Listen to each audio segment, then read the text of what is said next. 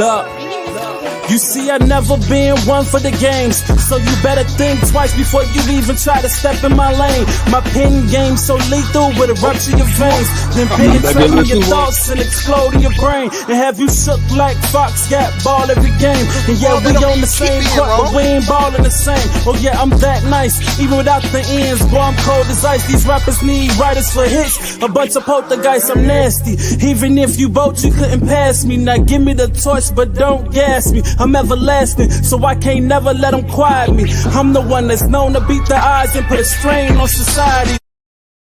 I'm gonna make New Year's resolution planners. Yo, what's up? Welcome to the S.O.S. podcast, the most honest hour and change of your day. Once a week, we back to you live again at. Hey, look, don't even look at the time. We here now. It's what it is on this day, though. Still the same day, right? Wednesday. What's the Wednesday? I mean, have a fun Wednesday, hump day, No, all that. what's the day? Mute yourself. Mute. No, but what's the day? Today's special today day. is Wednesday, December 6th. It's a special day, though. So what's the special day? No, Ain't no goddamn special day. It's a horrible day. Happy birthday! Hey. Nigga don't get a birthday. Make some noise, It's y'all. Buddha's death day. Rip Buddha. Hey, This nigga don't get birthdays no more. He is forever 41. Rest in peace, Sante. Recipe Sunset, but it's still my cousin's birthday. Yeah. Matter of fact, he's forever 40. He missed his last 2 birthdays. He is How forever old are you? 40. Don't do that. Hey, look. We gonna I show think y'all missing the benefits of this particular situation. Hey, I never not be 40 no more. okay. Hey, look. This is how I reconcile with my mind, right? So, rest in peace, day. And we're gonna move on from it. My whole birthday shit, everything else.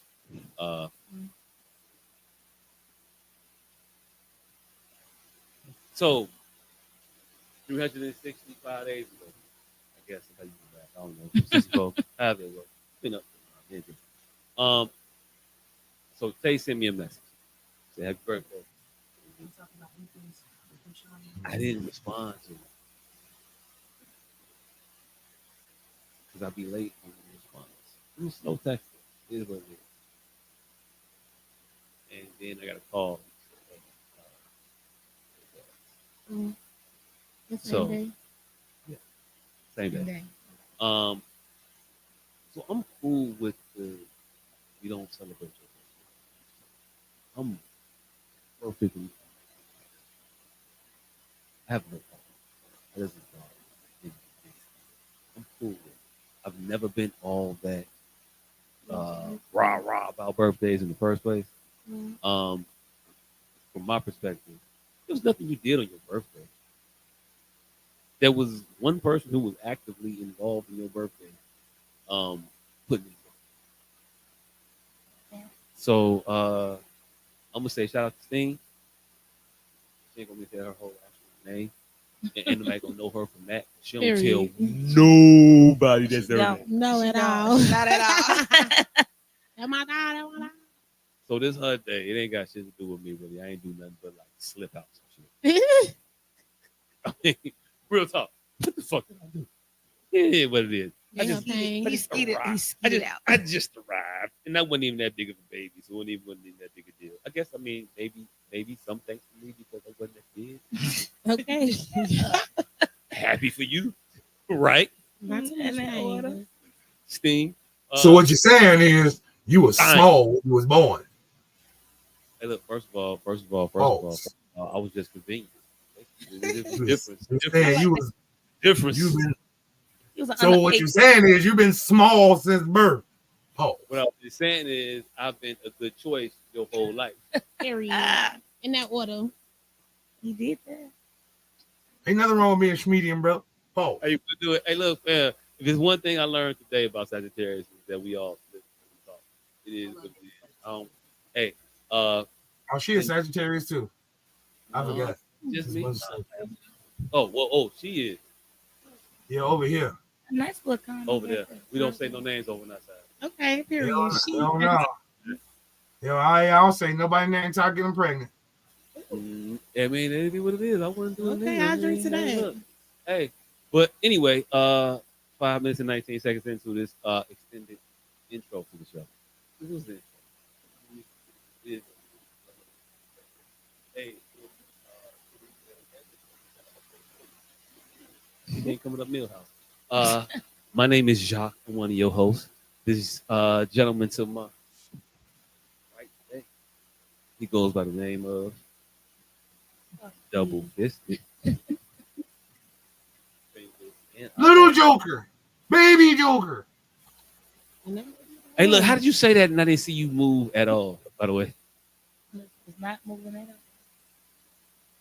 But- Because it's magic. No, because you got delay on. I don't know if it's me or you. Got to catch up. Every time you look away.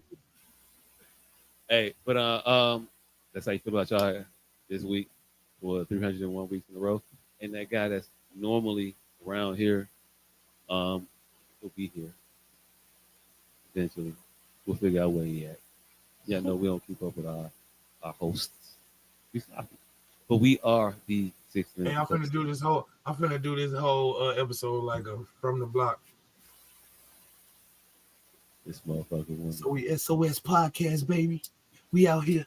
That shit just hit me in my fucking eye. I'm acting like y'all didn't see that. No, we saw it. You want to blink about 15 times right now. Just put it around your neck. You want to blink 15 times. Because I want to do it like I'm a rapper. I want to Nigga, your bone crusher days. Bone, drugs, and harmony. Hey. Anyway, we are the S.O.S. I did a week this week, but Mama, don't worry. I'm a gang. You raised the gangster. podcast. 7 minutes and 21 seconds. New record. Stupid. That nigga murdered the shit out of somebody and don't nobody make fun of his hair no more. He actually killed a motherfucker and people stopped making fun of him that day. I don't know who you're talking about. Remember, it was a short while where there was a rapping ass nigga who started this whole and he was like, Mama, the dude who did the hanging mic? Mama, don't worry, he raised a gangster. I'm a survivor. But everybody remade his video because he had a Dallas shag. And they kept putting more and more shit behind their head. One nigga taped the whole Tahoe to his shit. But the funniest shit about him is he also had a Dallas shag. So I don't even know what the fuck he was making fun of. Like, nigga, you have the hairdo that we're laughing at, dumbass. So how are you? That's one of the things. We as black people don't pick up on a lot of my shit. We don't pick up. He thought we were just making fun of the nigga, not the hairdo. Nigga literally had the same hairdo, and I thought he thought his shit was better than his shit. Gonna fucking jump in on the joke. But no, he killed somebody for real, and we stopped making fun of him immediately. Hey, look, murder make you rethink all your jokes. Hey, You so ugly that you know what that man. murder will make you rethink the dozens. You are Real quick. a great individual. Definitely, I can see that. I can see that. I ain't mad at it. I don't know why she keep flicking her phone and making noises with her phone. She don't make an actual phone. It's just a mute thing. Is that code for twiddling her diddle right in front of you? That's nasty. No. Also, hey, look, Hey, also, if you say it's a natural human, hey. No, it sounded like you was finna get contemplative about masturbation in front of family. no. That's what it sounded like. So hurry up your fucking pontification, motherfucker. Your mic just went out.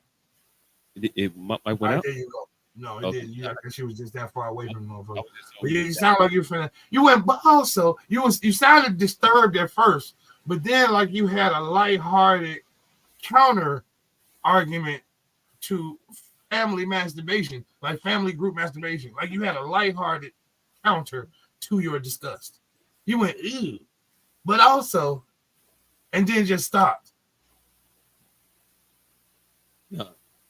No. What had happened was I was told there was some static, and I was like, static.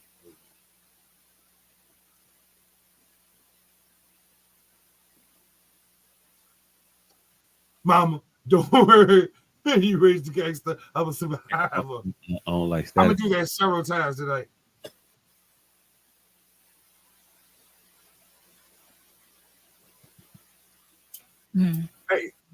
Hey, have we ever figured out why the fuck that we have alcohol that comes at 70% and 50%, and we pay the same price for it? Why can't I just get 270% and dilute it myself and have three 350s?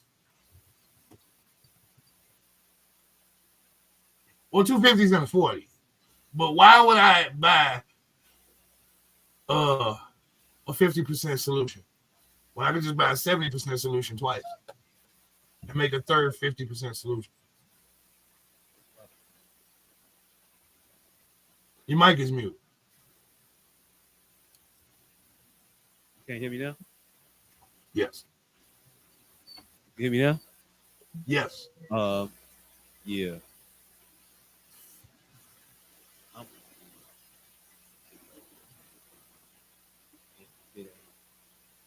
You're going out again. It ain't shit that absolutely do not fit over. You're going in and out. You're going in and out. Out. Out. All the way out. Well, you talking about rubbing alcohol or drinking alcohol? Rubbing alcohol. Hey, okay, my bad. Hey, look, I heard alcohol, and I immediately went to say, yeah, my bad. Carry on. Hey, you got to stay real close to that mic, because if you go a centimeter away from it, you are unheard.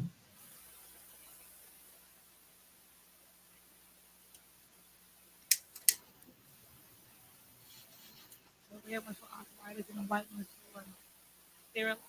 For the one that's white, sterilized, so it's more potent than the red and the green. Is that just all y'all skipping over there? It just sound like all y'all skipping. Oh. I hear her saying something potent. All I heard was the word potent. Potent. Yeah. Then that would mean we all skipping. Okay. You just skipping when you get far enough away from the mic. Her, I just can't hear at all. Hello? Yeah, we definitely should have did a test. Hey, we should have. We definitely should have did a test before we went live. Hey. How's it sound now? Oh, you sound perfect. Her, I still can't hear. She's not saying anything right now. I just realized I had I had something turned all the way up. Probably not the game. It was the pitch. How's it sound now? Oh, great. Oh, okay.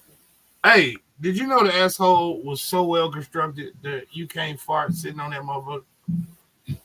Hey, you gotta lean off that motherfucker to let the air out. Hey, vessel on this planet that you gotta tip over for you can spill. 81. I don't know what to tell you. You said what? Since 81? Mine been tight since 81. No, what I'm saying is it's so well constructed, you gotta lean off that motherfucker to let the air out. That's what I'm saying. You can try to force it out if you want to. Gonna blow your nose. Hey, if I gotta blow my nose and can't control myself, whole nother issue.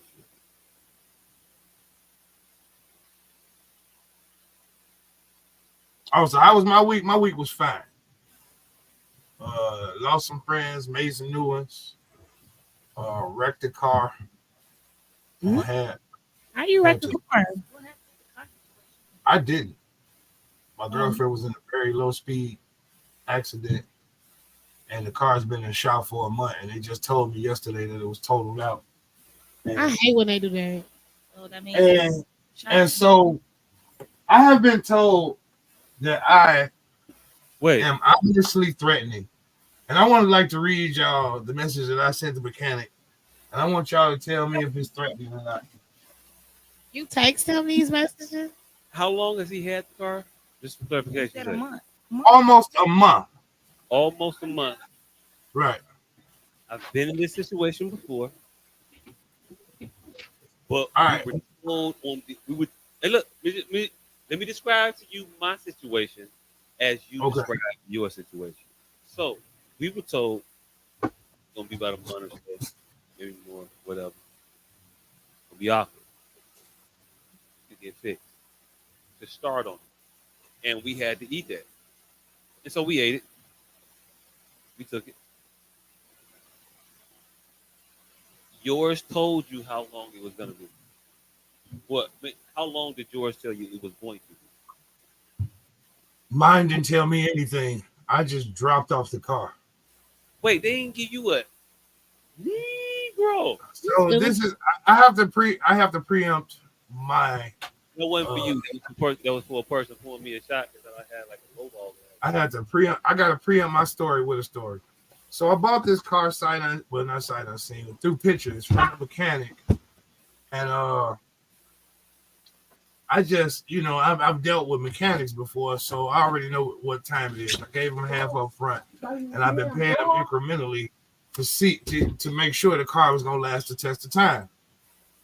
So in between time, several issues were noticed. One of those issues caused an accident. So now the mechanic is trying to insinuate that the details on my end are a little bit murky to forgive our fault in the situation when that wasn't the case. I'm taking complete liability over the situation. If I got to pay for the other people's car, I got to pay for the other people's car. But what you're not going to tell me is the girl was going at a high rate of speed because the police were involved. And if she was going at a high rate of speed, they would have taken her to jail. She was going 20 miles an hour at a red light and the car jerked in the rain, hit another car. Case closed. So I just dropped the motherfucker off without no details and told him fix the motherfucker. It wasn't I didn't need to say shit. Fix this car. And whatever you need outside of what you need outside of me, let me know. So I gave him the car and I just never heard from the nigga again. A week ago, I called him and said, what's happening? He said he took it to a body shop.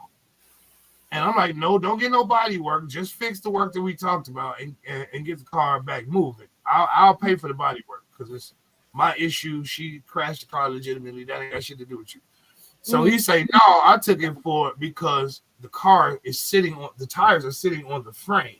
And I don't have the equipment to get it off the frame. Took it to the body shop.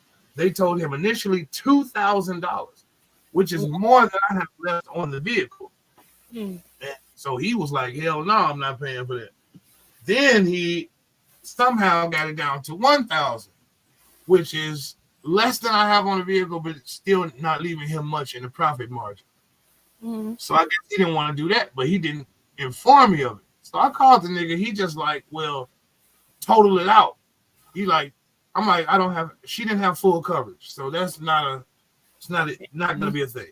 Fix the fucking car, give it back to me, whatever. So he's insisting that it's unfixable. And this is the time. Wait, okay, what? What were you saying? I hate when they do that. Like when they totally. Yeah, he told it out. He like it's unfixable because for him to fix it, it's probably gonna make him go above what profit margin he has set for himself. But that's not my issue, nigga. The only reason he bought a short and curlies is because I texted him these issues prior to the accident, and he was just whatever. So now that the accident happened, I'm an imposing person, And now he's like, oh shit, now I gotta deal with this shit head on. Mhm. So this is the motherfucking message that everybody seems to think is so ominous. I say, I urge you to consider me a friend. Remember our meeting starting with a familiar tongue. I am different than the situation may allow you to see, as are you. I don't believe either of us are trying to get over on another. The situation is very tenable. I don't think that was bad. I think that was very well written. Right. Yeah, it was Right. very well written. Is this your mechanic? Like this somebody that you always go to, or No, this is a Serbian mafia. And I'm screaming. What again? this the Serbian mafia, and the motherfucker kind of think he tough. And so it's like So what did he respond after you text him that lovely message? What did he still ain't responded. when did you send a message? 2 days ago? 2 days? He didn't respond. He got your card? Well, maybe. Yeah. Oh He no. don't have his cell phone with him. He probably don't. No, ain't no defense, baby. You got a business. When you running a business, you got to stay on your business, and that's just what it is. But we both told the line of wanting to be street and legitimate in this situation. So we kind of both tentative. Like he don't want to lose out, but that's just what he's going to have to do. So here's the this is what I offered him as a forbearance. Okay, I think I came to a reasonable solution. I think we may both be marred by previous unscrupulous people that clearly taint how we view things. Compromise is when both parties leave the table unhappy. She needs to return home soon. So if you're not able to find a car within a week, do us both a favor if it behooves you, and do your best to get the frame off the tire so that it is tentatively drivable with caution. And I'll continue our arrangement as we agreed, with the only amendment being that I stop payments once you have broken even. At which time, hopefully you have found a suitable replacement to your standards, at which point I will begin to pay any reasonable difference if it exceeds what has already been paid towards the former vehicle. And you're reading a contract? What are you reading? I'm reading a text message I text him to solve this problem. I thought you said he didn't text you back. He never did. He never texted me back. That was a previous text, though. Oh, okay. Yeah. That one wasn't scary though. Everybody said the last one was scary because I said I urge you to consider me a friend. Like I don't know what's scary about that. I urge you to consider me a friend. Very blunt. What you trying to now, say. if I said I urge you to consider me a friend or else, now that would have been ominous to me. Yeah, for sure. I'm just like, hey, nigga, we homies. I mean, remember, I speak your language. I'm one of the young black men that speak Russian. So it ain't like a situation where Speak a little right now. You speak what? Speak a little Russian. I speak a lot of languages. Hell you no. speak something in Russian right now. Say right. Go ahead. I just did. I do that. До свидания. So what are you saying? Yo say Yoruba. Finish you out, not Russian. No, that's Yoruban. That's African, nigga. I speak a lot of languages. Hey, look. Ni hao. I speak Chinese too. He's definitely actually telling you something in a language. It might be move this box over there, but it's in the language. Something. Okay. It's in the motherfucker. If you don't get off your lazy ass, start working. Right. I be fucking across America, across the globe, so I have to speak to these motherfuckers in their language. I'm currently trying to learn Mosa, but that shit crazy. Maybe Mosa with the click language that Mosa from Makiba. Y'all remember that episode of the Cosby Show with Mother Makiba? Okay. I was born in the 90s. So speaking of Cosby, Dr. Blair, how do you feel about that? Born in the 90s. What the put it pop? Hey, look, as an expert in all things Cosby, what episode of the Cosby Show you talking? Mother Makiba, when she was sitting in the motherfucking living room. When she was the great grandmother? No, she was a singer. She was just an African singer. She just came to this house. She just came to his house. I thought she was born in the 90s, nigga. Yeah. That's Olivia didn't want her father to leave. Right. That's the episode, right? Yeah. Okay, I don't know. My favorite episode of the Cosby Show when they did that little dance. I'm a Cosby Show expert. Hey, there's a 3 Cosby tier. You got the night and day episode. You got the things older than dad episode, and you got the motherfucking Theo. That is the dumbest shit I have ever heard. No, but you know what? I like when yes, they did yes, the- yes. What's That is the dumbest. I wouldn't love you unless you were the doctor, Dad. Oh yeah, that was stupid. It felt like Theo. It felt like Theo played the motherfucking King of Spades. That motherfucker Yeah, had he to. did. Woo! Fam. Cosby turned the world on his ear with that shit, G. Because we all thought that was our. No. Hey, fam, that's what makes him a comedy genius. Because even that was a trope at the time. That whole person come with that somber moment in a sitcom. Like he was breaking the fourth wall with that, and motherfucker really didn't give him credit. Because at the time, that was a trope. The music gets slow, and the person says some old down the heart shit, and the whole mood of the episode change, and the audience get to clapping. He gave that pause. He go, Theo, that was the dumbest shit I have ever heard. Nigga that turned the world on his ear, boy. Mm-hmm. I'm talking about the man was a fucking genius, ass touching aside. Yeah. He was though. He was. But who did you like as a kid growing up? Which kid was your favorite character? What you mean? Character-wise, who was my favorite character? The Cosby kids. Who was your favorite Cosby? I didn't really have a favorite Cosby kid. Like as you asked me that question, I tried to make an instant assessment, and I'm like, I didn't like none of them motherfuckers. Instantaneously, I'm like, none of them. Like I even tried to find an ancillary character, and nope. It wasn't Cosby's wasn't a character show for me. It was a situational comedy. The Cosby's. I could definitely. We can hear you on that, by the way. Wait. Lisa, yeah, I like Lisa. What was Lisa's character name? Denise. I like the Denise because she didn't care. Out of college. Not even that, but she didn't care. And this show, like, I'm gonna do what I want to do. You know what I'm saying? Like, I'm not gonna go with y'all. What you want to do? The norm. I'm gonna do me. Hey yo, Denise had to be the worst character. But I'm talking. Was that the one that had the stepdaughter? Yeah. I liked her though.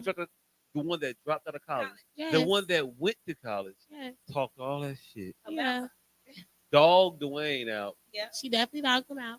Okay. Hey, she talked about the one person that had fucking a tumultuous time in front of and behind the camera. She was causing problems on set, off set, on the show, Did you hear the dressing room. All the way around. Did you watch the documentary of her? But as far as Denise was concerned, hey, no, it's crazy who likes her too. She was the second to What the you first think? child. Who was the first child? Vanessa. I like Vanessa. Vanessa was horrible. Vanessa was horrible. I'm not gonna lie. Man, Vanessa has got drunk. Hold on. This ain't the Yeah, Cosby character that you related the most to.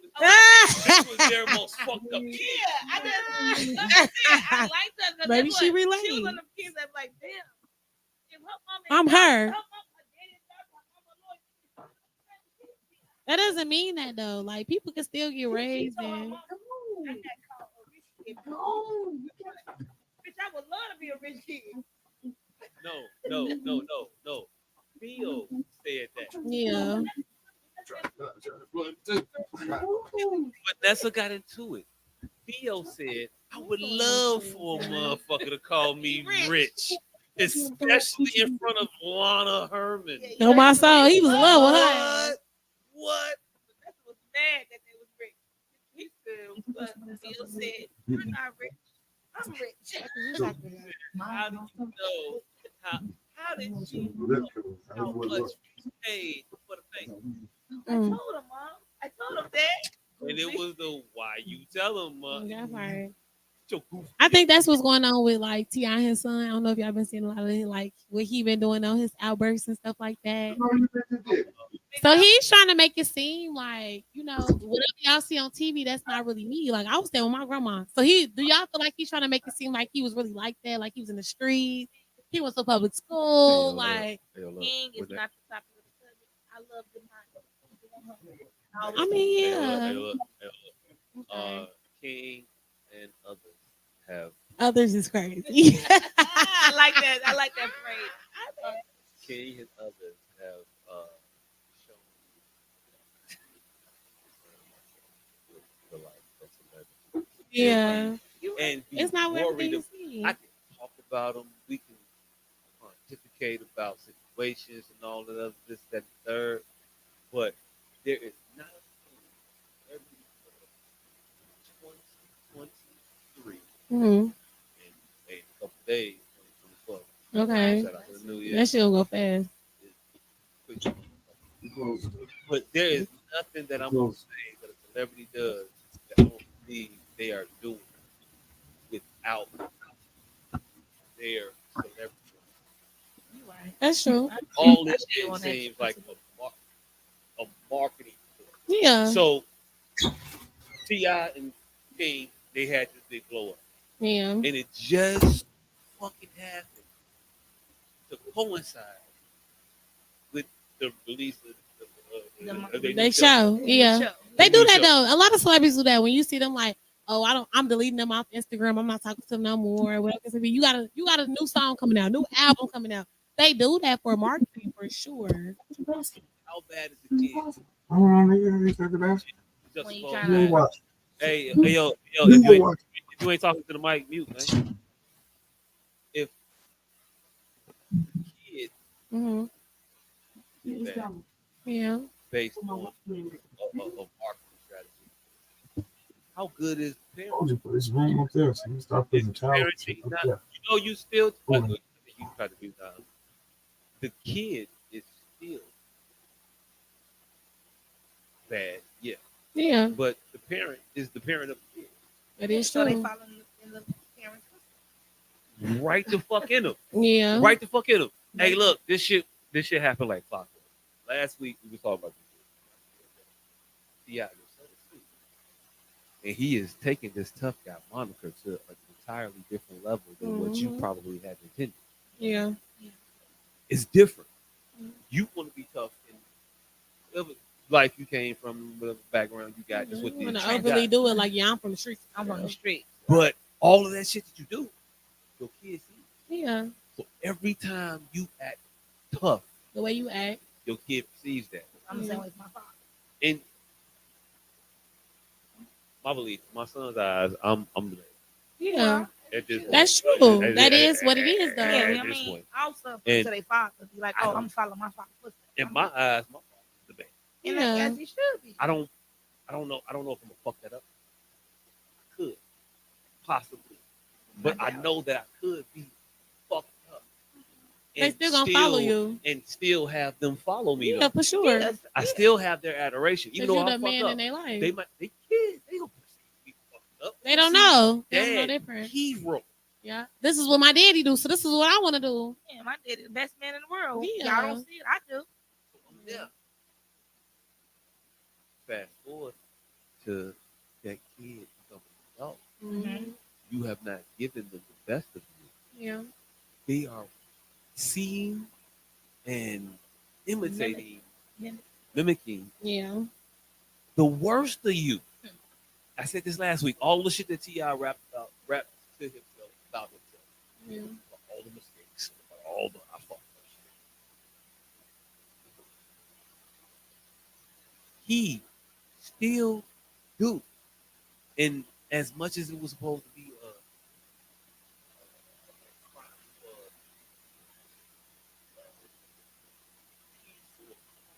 for his family, Yeah. what?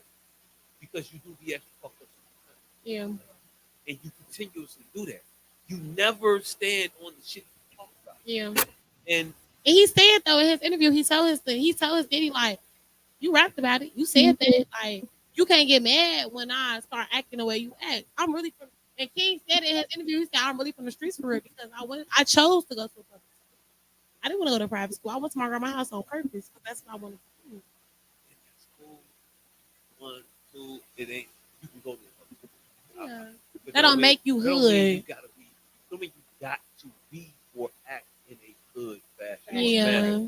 I think that's what's thing. I think he's trying to like take light of, okay, yeah, I was raised as a celebrity kid. I was raised with money and stuff like that. But I'm really like that. And it's like, just because you went to a public school and all that stuff, that doesn't mean that you really like that. Be okay. It's hood kids that want to be like, okay, my daddy did this, so I don't gotta do this. You know? Question: do you really think he's good guy? What? Can we get some parameters? Can we get some parameters? What is hood? What do you Like- believe it is? Because because we keep calling this shit hood, and it just looks like he's angry. And I don't understand why we keep calling that I feel hood. like he's trying to make his own path. Like he wants to be like, oh, I didn't get this from my daddy. I got this shit from out the mud. I got this shit from me. But it's like the whole time, the only reason why we know you is because your daddy, because of the show, because we watched you in that show. So that's the only reason why we know you. Right. So what exactly are we trying? What is he trying to portray? Poor? Like what He exactly? wants to say that he's from the streets. There's some twisted ass connotation of I'm from the streets. So I'm like that. So Man. man. And it's like, no, you're not. That don't because you from impoverished situation, reality does not mean you're a man. Yeah. Hey, I posted a stat years ago, and I say just cause you from the hood don't make you hood. Niggas be the rose that grew from concrete. Yeah. So That's though. right. So that's why I'm asking what the parameters of what we talking about here. Is he acting tough? Is he acting? Because he just appears to be angry to me. I don't understand why he can't be rich and angry. You can be rich and angry. So why they keep saying he's trying to act hood? Because it's like he's mad. Yeah. Right. He just seems mad to me. He don't seem like he doesn't see hood to me has the moniker of poor, impoverished. Yeah. Like I don't know what they're combating with him. It just seems to me like he's angry. He doesn't seem to try to portray impoverished. It seems like hood could be any type of financial background, long as you have a gun and are angry, and that isn't hood to me. That's actually what it means to be hood. So I'll say this. Okay. I don't think he portrays to be or tries to portray himself as hood. Right. Necessarily. As far as like rent and doing the extra mind. Mm-hmm. He operates in the realm of thuggish, delinquent behavior. Yeah. Just because you see me on TV. I want to fight. He acts like I want to fight. He acts like you ain't shit because you work at a restaurant and you taking my order type of time. Yeah. That's what the fuck he be on. And so pompous. No. I'm gonna give it to you. Let me finish. It's less. It might seem some good shit because that's what that's a twisted misinterpretation of what motherfuckers think about. Stop moving the mic around. Stop. Move the mic back. All right, right here. There you go. You move that motherfucker inch, and we can't hear you no more. It's different. All right, so it's about it being from the perspective. Let's take it back. I got it. Okay, so hey, look, I've been drinking all night. It's my birthday. Period. It's your goddamn birthday. Hey, fuck that shit. Anyway, it's about you acting like you're hood, but portraying in actuality the mentality of a spoiled, rich kid. Nitwit. You are doing all the same things that I would think that a Rich Hilton, a Paris Kardashian, Hilton for sure. a Kardashian, a Simmons, I don't know, a Smith. You doing shit that Jaden would do. You seem to me to want to be the exact antithesis of what a Jaden Smith is. Yeah. I'm the hood. I don't motherfucker making water. I ain't making no water. Fuck that shit. You gonna put some. And then Hennessy he's in kind some of shit. portrayed to be You gonna put like, some Hennessy in some shit to call it a day. yeah. And then he's portraying like, oh, whatever you see on the show that y'all see, you know, they show whatever. It's not what y'all think. It's not like that. I wasn't going over there for real. I wasn't doing that. And it's like, why does that really bother you? But why she got about it now? You gotta check. Yeah. It shouldn't bother you. Number one, number two. You feel like that's soft. If you rich, you soft. But the things that you do are the behaviors of spoiled rich. Yeah, for sure. You go to a Waffle House and you act indignant. Yeah. And then you try to stand on your father's wallet Yes. to demean somebody else. A motherfucker who at work. Yeah. Who working for a living, who really doing the shit that you try to claim, like getting it out the Yeah, mud. for sure. Like, hey, look. Hey, look. King, you ain't got shit out the mud. You ain't had to dig, but nothing. Your nails ain't dirty, man. You ain't not cut from that same. And T.I. told him that. Because you know you weren't born into that same. Yeah. You can't be cut from the same cloth. I paved the way for you. You're you. privileged. Mm-hmm. First of all, ain't no real nigga no hood in his.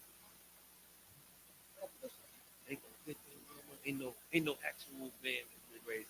Stop moving the goddamn mic. Big thing for being privileged, though. I know, right? Like that's what you want to be. Then if that's what you are, that's what you are. Me personally, I was raised out of both, so it's like I done been to school with kids in the city, then I've been in school with kids from the birds, and it's like when I went to school with kids from the birds, it's like they wanted to portray as being so good, and it was from the block, and it was that like, what does that really do? Nothing. And that's just what it is. Why claim it? Because the niggas that's from the hood wishing that they was in your spot. They want to be in your spot. What that man said in ATL, you got a Picasso in your house. What are you talking about? But at the end of the day, is niggas from the hood or females from the hood that actually work for what they want in life, they don't talk about what the fuck they didn't have when they were growing up as kids. They talk about what they accomplished now. Mm-hmm. But at the end of the day, King is not going to accomplish nothing in life because that's what everything is given to him. Mm-hmm. And if you want to be a trench, whatever shit you want to say, you got a whole fucking mouth that your mama and daddy paid for. But you can be a real ass person and you can be strong and not say like I'm from the hood. I could be strong and I was raised off, wealth.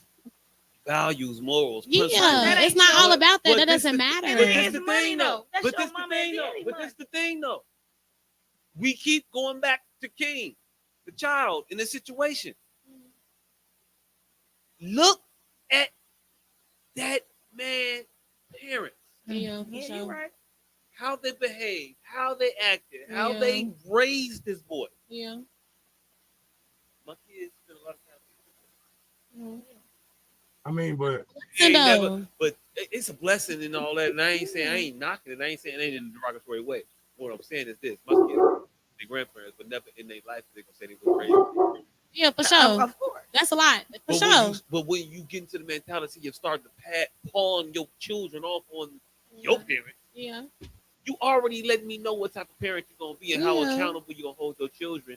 And if you're not holding your children accountable, they're gonna go fucking wild and do stupid, dumbass shit all the time because they have no boundaries. Yeah. They have no sense of accountability. They have no sense of parameters. Yeah. So they don't know.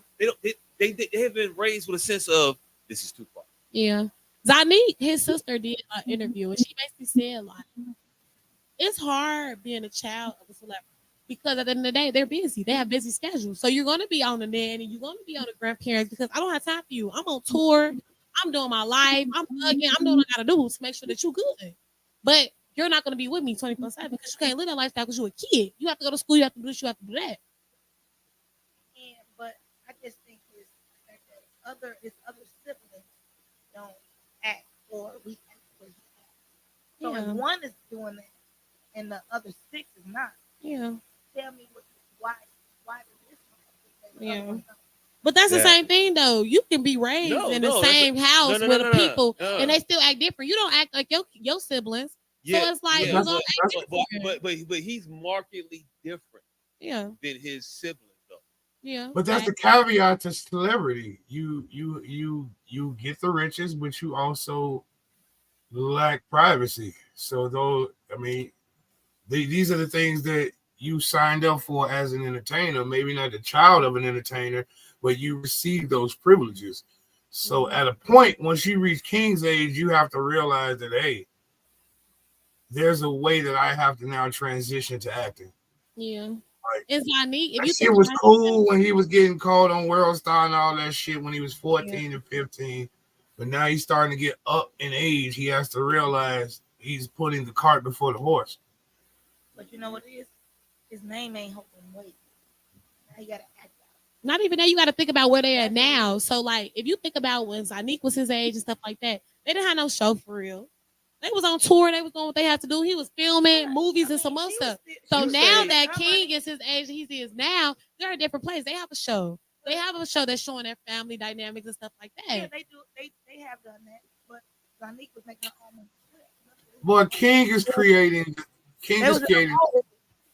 Remember, King is creating this controversy for and of himself. T.I. got 40 children.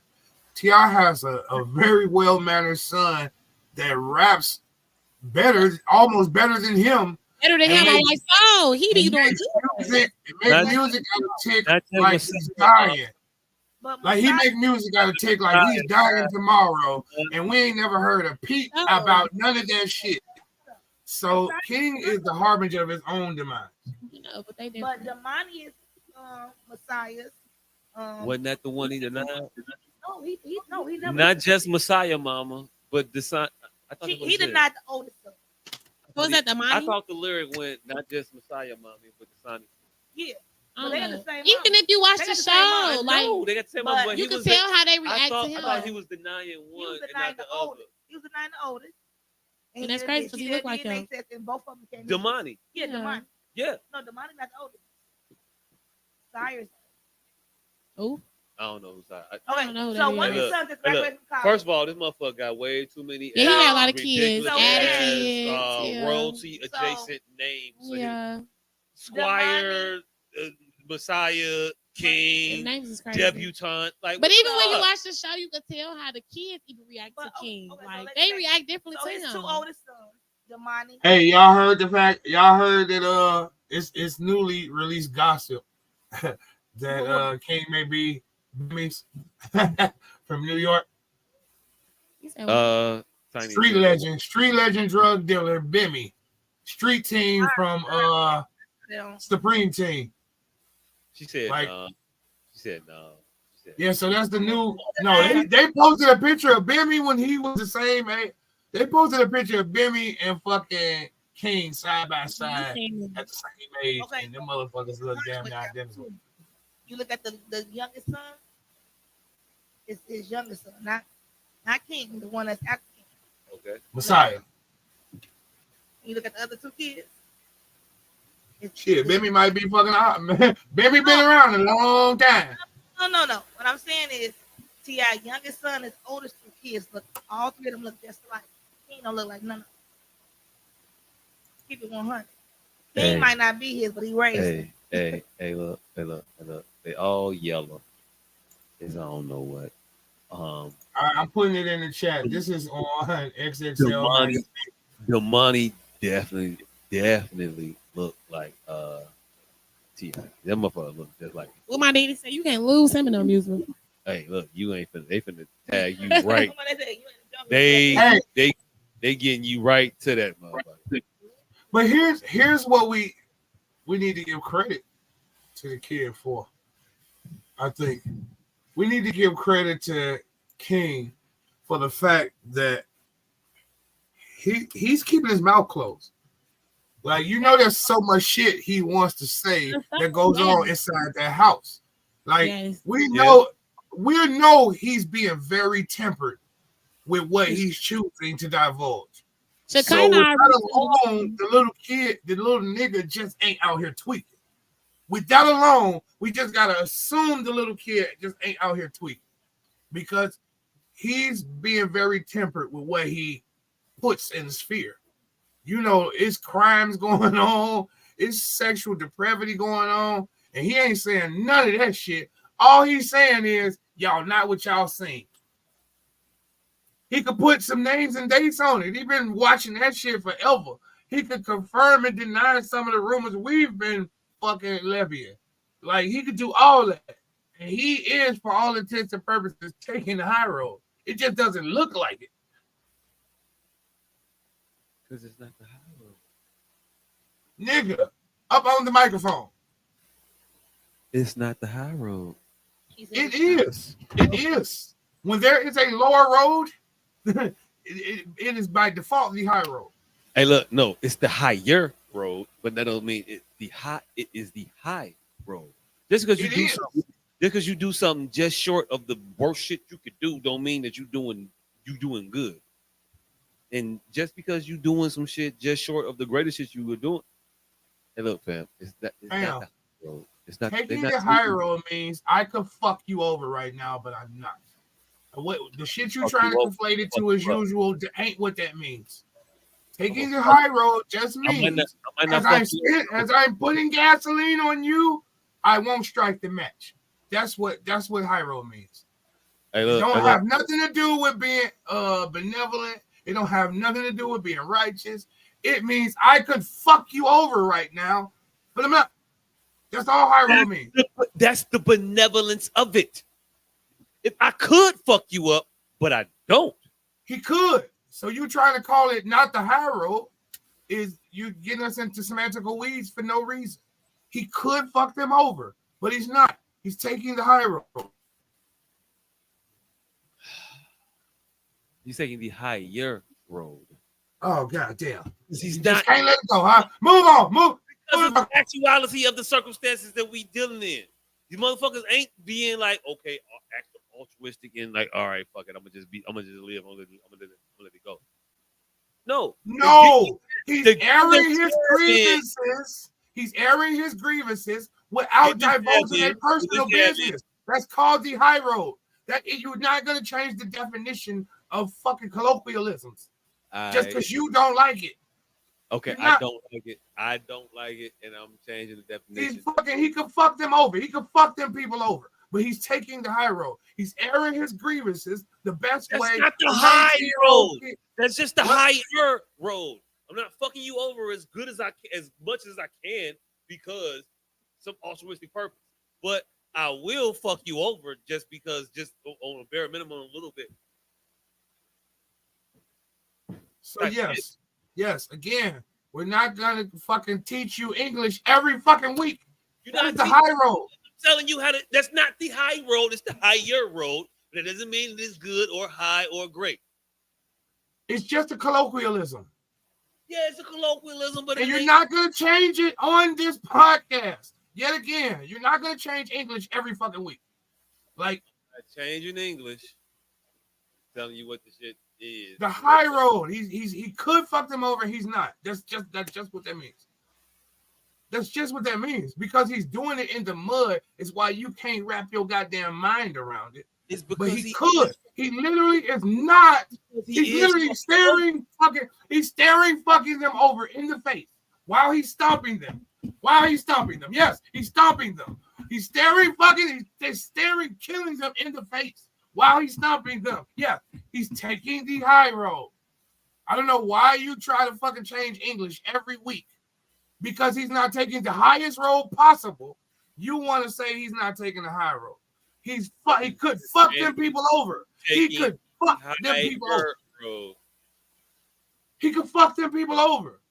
That's the high road. That's what taking the high road means, bro. That's it. Just because you don't like how high he's going, or he could go higher, that don't mean a goddamn thing towards my statement.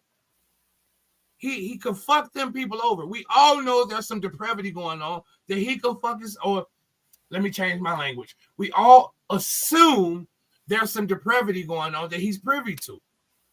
And we're not hearing it from his mouth. So that means he's taking the high road. Like case in point. I mean, just plain and simple. Because he could fuck them over. He could really fuck them over. Legally, professionally, financially. You don't think it's money being tied back to the streets through the house. You don't think it's money being hid in the house. You don't think they fucking on eight bitches at a time. Like he is taking the high road. He could fuck his mother and father over. He could really fuck them over. And he's not. That's why at the end of the video, if you look, she got scared. Like, hold on. You know it ain't like that, baby. Start hugging him. He's like, I was wondering who he was talking about. He's like, man, tell that nigga get serious. That was his mama he was talking to. Hey, like, why is you letting this nigga say this shit to me knowing how I am? On some, all right, cool. I'll take your word. I'll agree with you. What do you call it? Disagree to agree. We'll agree to disagree. I don't, because I mean, we're not gonna reconcile our differences in this motherfucker. You feel how no, you the only one with a difference, nigga. Just because there's a higher road, you have a point of contention. You're the only one with a point of contention. You're not taking the high road. You're taking the higher road. There's an issue. That's the high road. Of the two, there are only two roads here. Of the two, which one is the higher one? The higher one, right? Of the two, because there's only two roads here. The one he's taking and the one he could take. Just because there are a multitude of ones. There's a multitude of roads that exist on varying degrees. Exactly. So what the fuck are you talking about? You know there's a lower road he can take. So I don't even know why we're having this point of contention. Now you're smart enough to argue your argument. Hold on. You're smart enough to argue your argument without bogging it down here in a stupid place like you do every fucking week. Like whatever. Take a minute.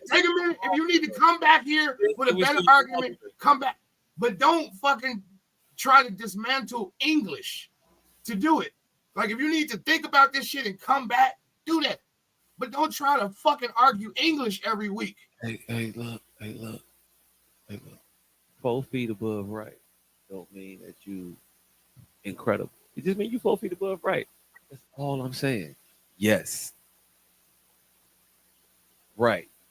There's degrees of it, though, in the context of what we're talking about. In the context of what we're talking about, he's taking a high road.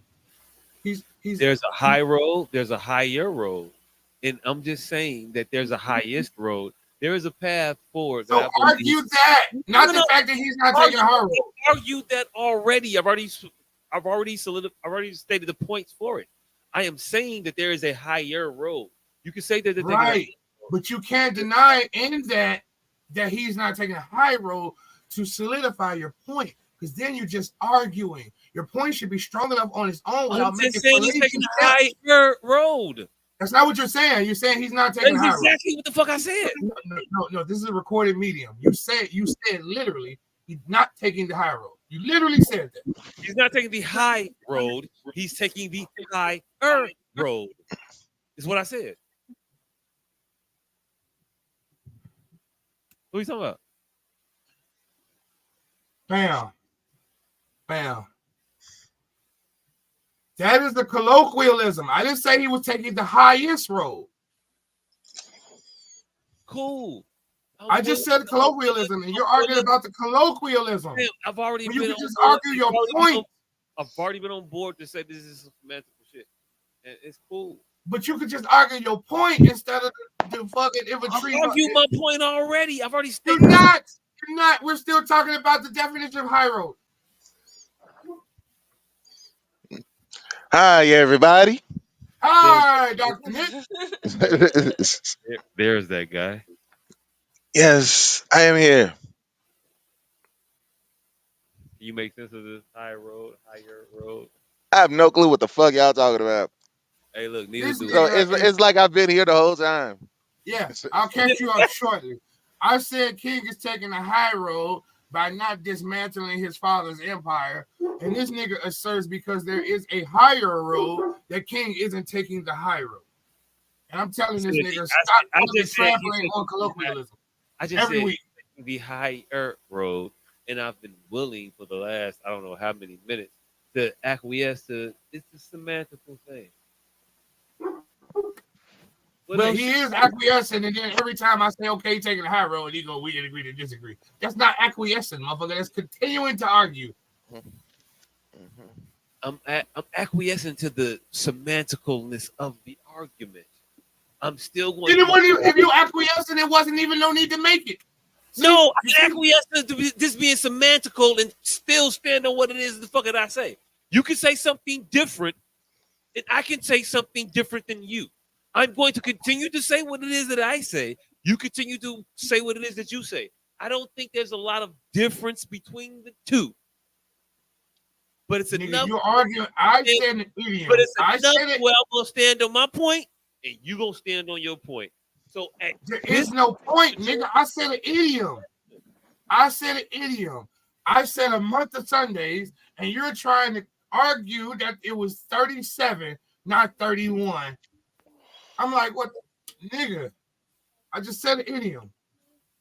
And instead of talking about the point, you want to argue the idiom. Now we like 10 minutes into arguing the fucking idiom instead of the point. That King could fucking dismantle these people, but he's not. Hey, so he has to have some semblance of reservation. Some semblance of couthness. Mr. Professional. What up? The question at hand is the young Mr. King. Is he or ain't he the dipshit? I don't know. Was that the question? Man with no name. Is he Bimmy's? Is that nigga Bimmy's son? That's what the fuck is going on.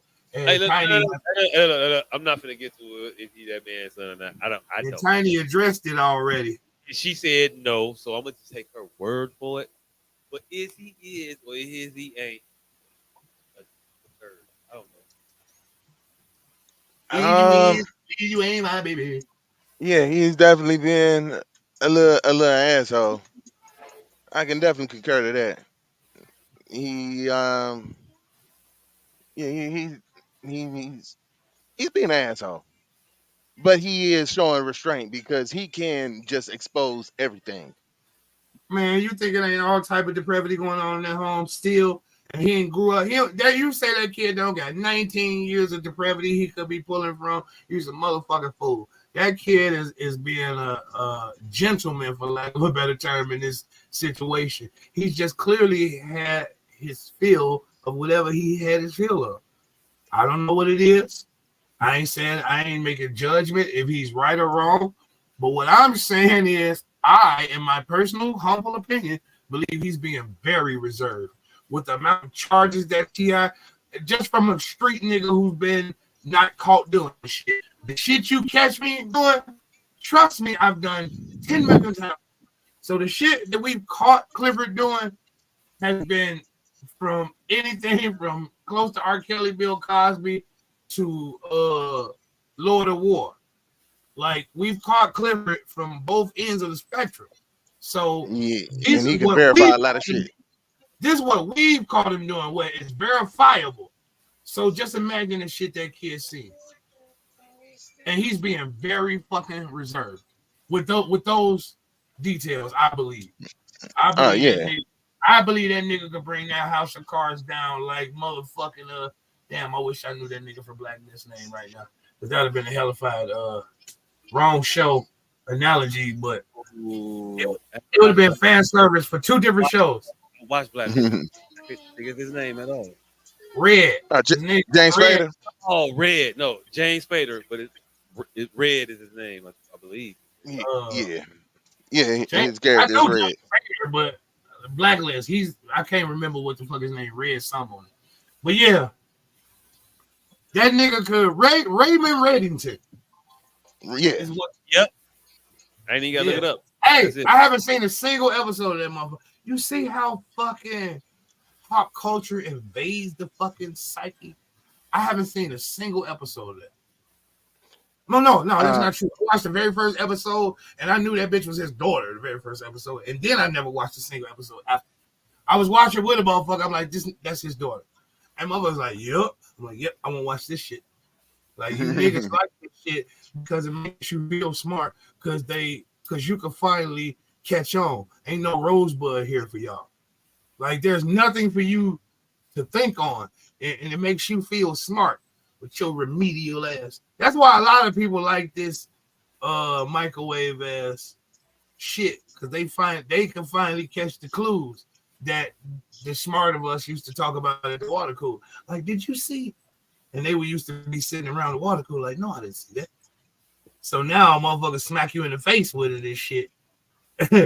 and now entertainment is over. Now everybody think they smart because they know that Loki was in like 8 different shows. And nigga, you ain't smart. They fucking spelling it out these days. Who the fuck is that coughing?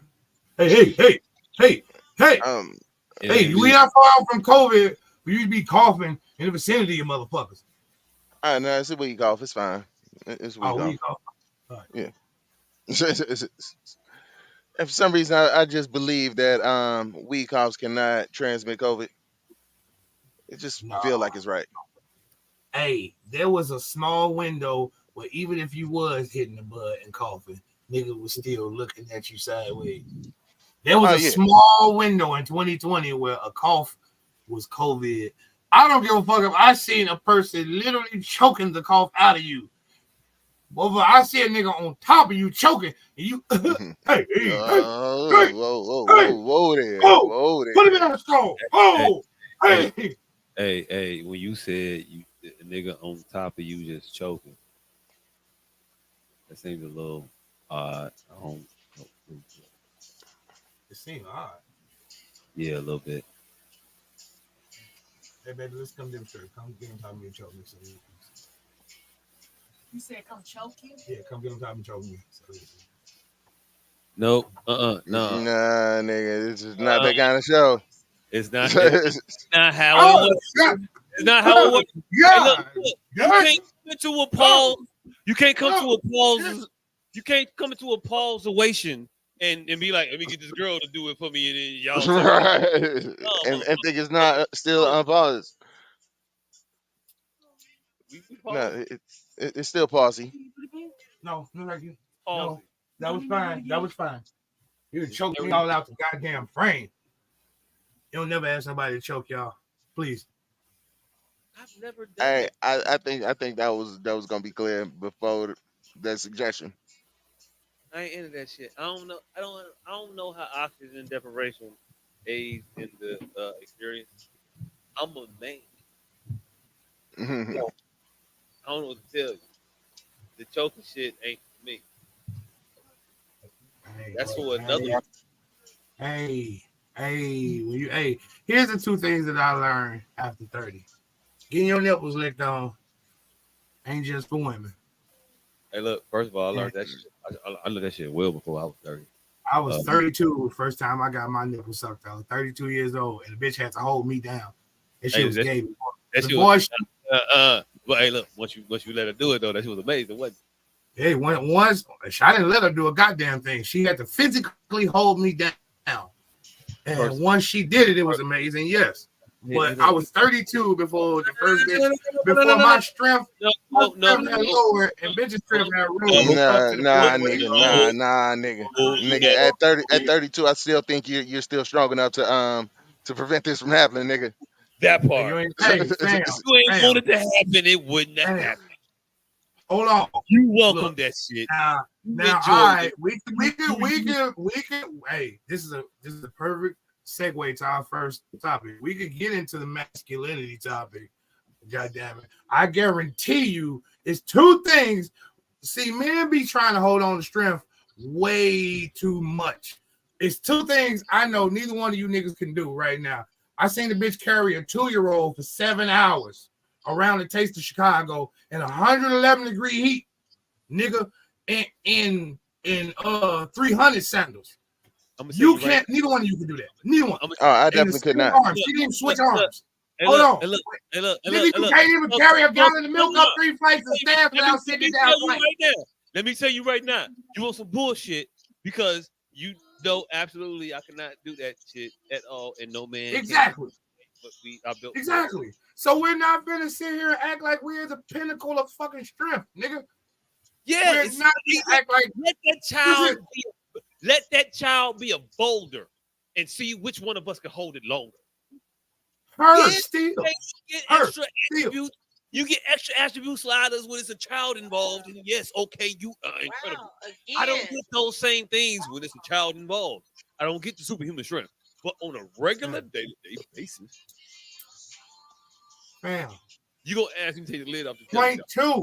Point two. Say you ain't never grabbed a woman arm playing, and she snatched away from you, and you had to act like you wasn't really trying to hold on to her ass.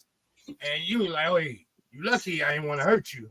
When in your mind, you're like, damn, this bitch strong. Hey, look, I have definitely been unprepared for the paper grab. Yes. Yeah. So stop acting like. Hold on. But there's a difference between stronger than expected and stronger than me. That part. I didn't say stronger than me, nigga. I said strong enough. There's an equilibrium. There's a balance. That's not strong enough. You're not strong enough to do it. If I was actually trying to lick a nipple, nigga. Yeah, she was strong enough to lick a nipple. We was getting freaky. Hold on. Let me tell you, we was getting freaky. She had my arms up. I didn't know why my arms was up. So I wasn't prepared. And then once I realized what she was doing, bitch grabbed me, nigga. She locked tight. Like we was just touching each other. I was all shit. She was rubbing me down and shit. And then she was kissing on my face. And then once I realized, hey, she locked down on the nigga. And I was like, oh shit. And she had me right here like a baby, nigga. And I like she was changing my diaper. And then she started sucking on my nipple. Hold on. Wait. Sucking on my nipple. I couldn't do shit about that.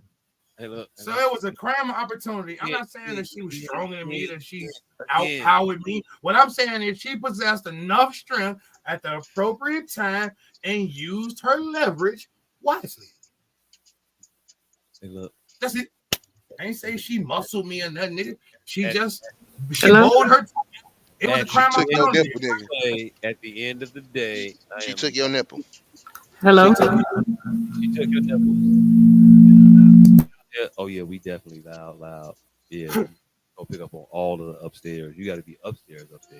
You know, at the end of the day, you ain't want your nipples licked. You wouldn't have. I did.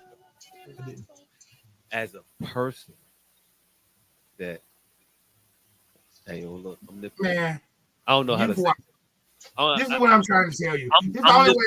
I'm nipply. It's cool. Hey, this is the last one I'm trying to get you to understand.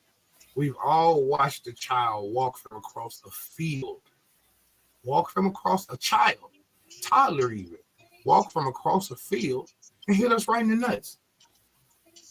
That don't mean that motherfucker was strong as hell or faster than you. That motherfucker just took a crime opportunity and you watched him do it. He took a crime opportunity and exploited the weakness. Hey, look, first of all, I have the most incredible video of a 4-year-old punching the motherfucking nuts. It's amazing. Remind me to show you that offline. Second of all, I have the most incredible video. Punch the motherfucker. Yes. And that motherfucker watched him walk up. No. Don't act like hey, look. No, he ain't watching walk up. He walked up. And the little one called one of his uncles in the gotcha. Motherfucker, no, I'm prepared. It's always up. I don't know if y'all know, because y'all don't know my kids, but the guy on the end where that disappeared, he definitely know my kid. He was talking shit about me today. And the youngest one said, "What? I didn't know the motherfucker had it in it." Hey, look, I've been surprised. Oh yeah, we definitely needed to go live. We definitely needed a behind the scenes camera. We're gonna have to start going live sooner. Well, I'm not live, but some type of way of recording this shit pre-recorded. He said we be talking about crime. Well, I be talking. I'll take this one. I talk crime. That's when I talk about crime the most. But that definitely needed to be recorded. That nigga came in hot. I didn't even know I was being roasted until I was Pojo saying, nigga, the nigga fuck this nigga birthday. Look, and that's what always surprised me about these fucking pandemic babies, right? Is I had said something about this nigga that he should not have understood. Like, it was in conversation, it was in passing, it was in a lot of things that should have escaped the 4-year-old. It But was he come in hot, it was not well thought out. He didn't plan that. It just came off the cuff. Yeah, it wasn't even some shit. When you say off the cuff, you usually talk about Kevin Hart and fucking Bill Burr with how hot that little nigga just came in. Like, he was off the cuff for real. Like, No, I mean you was off. like I mean you was off the cuff. no, like last year he heard me say, You "Fuck this nigga responded. birthday." Hey, look, he came in hot. Like last year, he heard me say, "Fuck this nigga birthday," and he was like, "Oh, I missed my opportunity, but I'm gonna be around next year. I'm gonna be around next year." And this nigga and this fat motherfucker is consistent. Like he came in like he had a year's worth of planning. Fuck my daddy birthday, nigga. Fuck your birthday, nigga. Fuck that t-shirt you wear. I'm like, fuck this t-shirt. I mean, nigga, Oh. what I get pussy, nigga. Oh, You look, if the little one cussed, he would have definitely been fuck you, fuck the t-shirt, fuck your little fucking flip flops, fuck your little twisters in your head, fuck your belly he Hold said, on, hold on. You mean if he cussed in front of you? and that nigga said, fuck. That nigga literally came in. He said, "Hey, fam, fuck your hairdo." I'm like, what, nigga? Nigga, we smell like. I'm like, nigga, we smell like pussy for two different reasons, nigga. You didn't say that. That would have been good, but you didn't say that. You just thought of that one. That was a good one, but you didn't think about that one. I definitely didn't just think of that, sir. I reserved all of the soul crushing shit to say to your child. Trust me. Hold on. So you said that in the moment? I don't recall you saying. No, I didn't say it in the moment. I reserved it. I didn't even know if I was gonna say that Tyrese shit, but I'm like, oh yeah.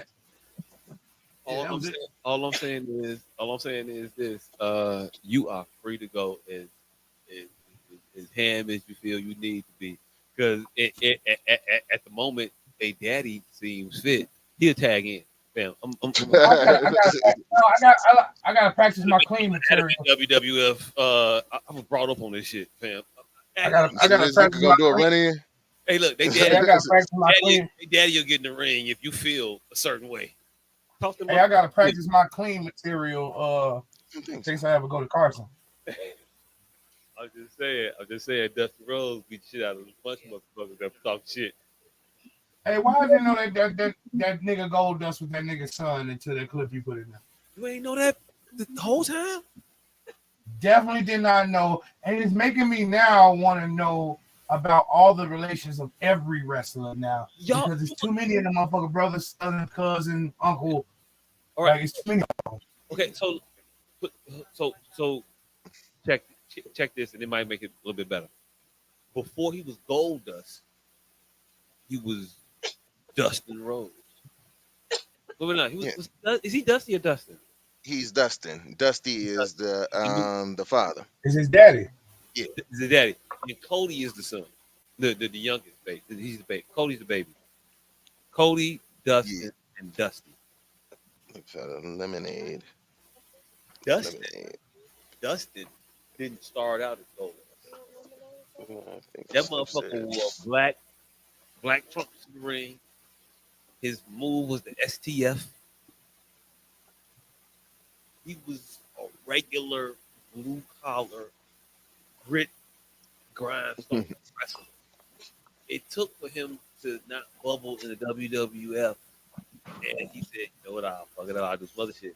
I'm gonna make an androgynous," and it was when that androgynous shit was kind of a thing.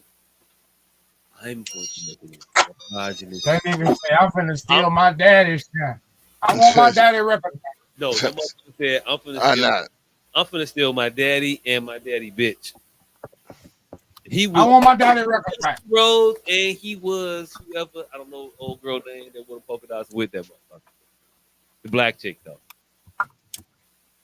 I want my daddy records back. He put both of them together, made Gold.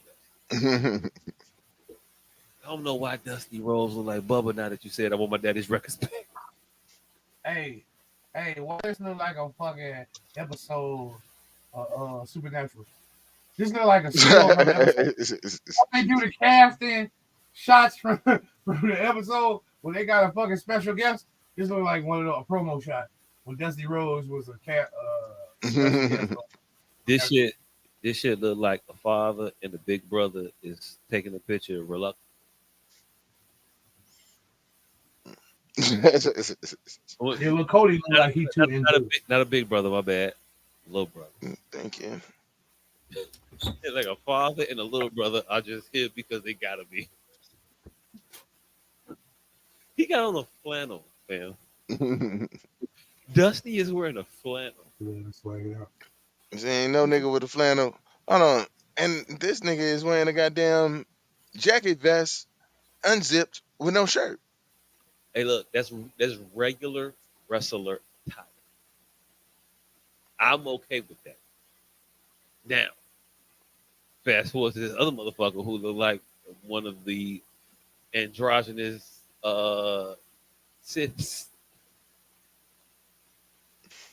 If Morris Day was a Sith, he'd be Ghost. Oh no. But that's what the fuck he looks like. He look like Darth Maul. But gold. I don't know. Hey look, shout out to the roads. Also fuck the roads, because at this point in time in my life, I don't fuck with no celebrity doing no shit because all y'all niggas fall. Yeah, all fuck 'em. See. All right, topic. Topic. Speaking of fucking up shit, there was a teacher that recorded the phone call. They were on the phone discussing the particular behavioral opportunities, I would say, that were available for this child to adhere to. Perhaps, maybe. I don't know. Is that a good way to say your child ain't right in the head? Little badass fucking chick kid. Hey, look, I don't know what to tell you, but it has been a few times I've been called retarded. This shit, that little motherfucker touched. But you can't say that. You can't say that. So you just work with it. But definitely, I definitely understand that. I find that happening on in it's fucked up because it happens more and more so often. I've never had to catch myself before. And I find myself having to catch myself. And it's different. Because I'm used to just being like, that shit is what it is. But then I want to be like, I want to respond to like, you fucking up your life and you don't know what it is you doing it. But like, no. You just don't understand how much you are fucking up right now. But you can't never say that to a child. But I think that it will be so effective. Oh, you definitely can. You smoke crack, don't you? Right. Hey, look. I want to be able to do that to a kid. Not that I want to get to smoke crack until I want to. Hey, you are on the crackhead path. Hey, we blew an excellent segue That's with weird. women. It's weird when you say We it. blew an excellent segue with women and masculinity. Excellent. And I set us up for the segue, and we still didn't introduce the topic. Oh, I don't know. I don't know how to introduce it no more. I've been drinking like a lot. So can a woman be transgender, present as masculine, and call herself a lesbian? Hey, so you want to give the people the context of what you're talking about? There's a lot there. Is there a context there? There's a context there. What is the context, nigga? So, I didn't even relate that to the clips. I thought this was just somebody's personal opinion based on the clip. So I don't think these two things even need to be related together. So this past week, I think this is someone's personal opinion. You always gotta set it up and let people know what you talk about. So this past week, I saw a clip that talked to conservative lesbians and not conservative lesbians. You want the long story short or the short story long? Let's Let's go with the long story short. Bitches don't like bitches neither.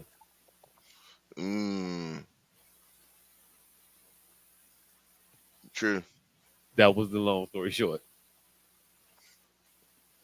Women do not get along with women either. Why was it coming that way? Yeah, There's a that's certain level of irrationality that happens in which you're supposed to be.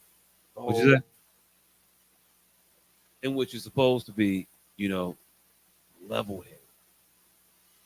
But often, life happens, and you're not necessarily level-headed. You're a little off course. What I'm that I'm not necessarily saying is true. But it's women getting the most shit than men.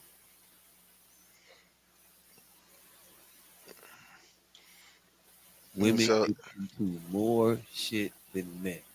Look at lesbian relationships. Exorbitant amounts of compared to the societal norm of men. Exorbitant amounts of all that shit. What's the proper word for it when you get your ass whooped in class? Domestic violence. Violence, but like scholastic violence. I don't know. That sounded weird when I said it. Scholastic violence. Yeah. In your hand, pop. Shit like that. Being told you can't do some shit, and then a motherfucker backing it up after the fact. Disciplining it. Discipline. We're very far removed from that. But thank you, producer. Go ahead. You can go ahead and hit play. I'll see where we at. What rights we don't have, what laws that we don't have. Girl, I'm gonna send you. No, I want to know. I want to know. Say it now. No, if you're gonna sit here and tell us that we're missing rights, that we are not allowed to what exist. do No, gay and trans rights? Tell me. We are approaching the 150th episode of Middle Ground, and we need your help to continue making more episodes. Pause it. If you unclear, right before that little tete-a-tete.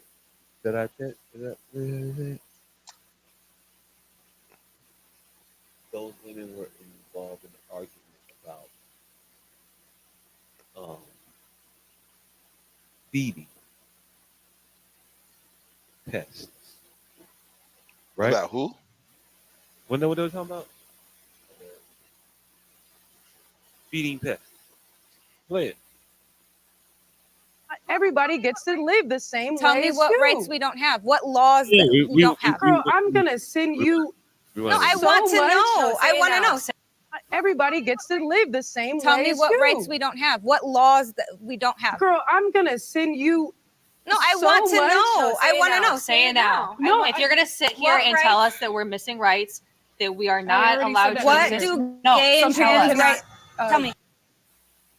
No. We are approaching the 100. Wait. That wasn't the end of the clip because my bad. I watched that. Saw it. She didn't have an answer. We are feeding pests. Hey, it's so much shit that's happening in this world that I said years ago. I told you the fucking gays were cannibalizing years ago. It's like they don't even like the shit that they saying at this point. They look at each other like, what the fuck are we talking about? To the point where they are having whole implosive panels. Like, what the fuck is a liberal lesbian and a conservative lesbian? What does your political affiliation have to do with your sexual orientation? What the fuck? We are giving Lesbianism? Does lesbianism change conservatism? Like, what is the point of having those two titles in conjunction? We are feeding the pests. What the fuck? When I saw that shit, I said, liberal lesbian, conservative lesbian. Are they talking about? This is the thing. They're talking about nothing, fam, and we finna argue. No. What is the moniker? What is the moniker? This is what I want. This is what I want to discuss. I don't think they under. Let me get my Keith Leon. 2 out of 10. I don't think these motherfuckers know what the monikers, the prefix monikers, are discussing. They are not a lifestyle. They are a political affiliation. So when you say a conservative lesbian, do you say she's conservative in her lesbianism? Like what are we talking about? What the fuck is a conservative lesbian? What is a liberal lesbian? Do she lick male assholes? Like what is a liberal lesbian? Politically aligning with Liberal, right, with liberal the left, liberal right? left Right. ideology. So this is why these are fucking they words. They can't just go liberal lesbian. They have to have something that lets people know that they're not talking about loosely licking kangaroo nuts. Because that's what I perceive when I see a liberal lesbian. Oh, you liberal? Oh, you fuck fatties. That's what I thought liberal lesbian meant until I saw conservative lesbian.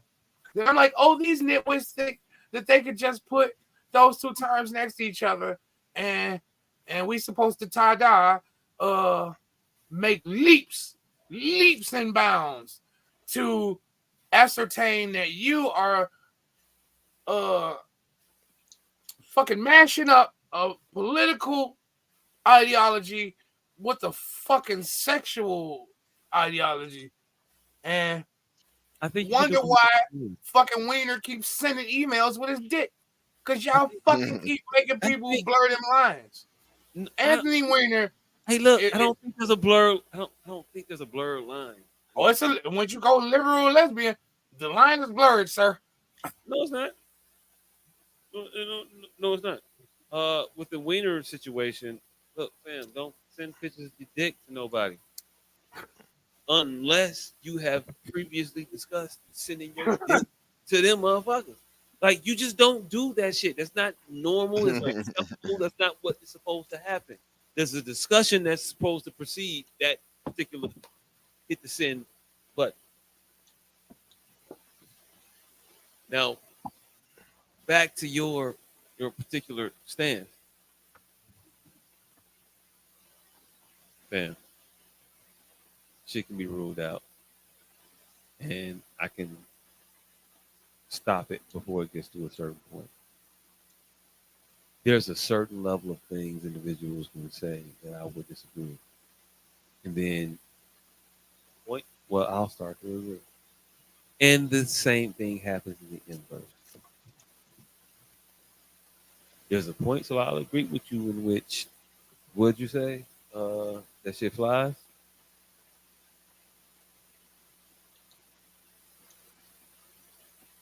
That what you said? I mean, you say what?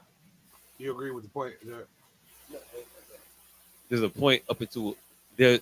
I agree with the point up into a point. Some shit flies until it doesn't anymore,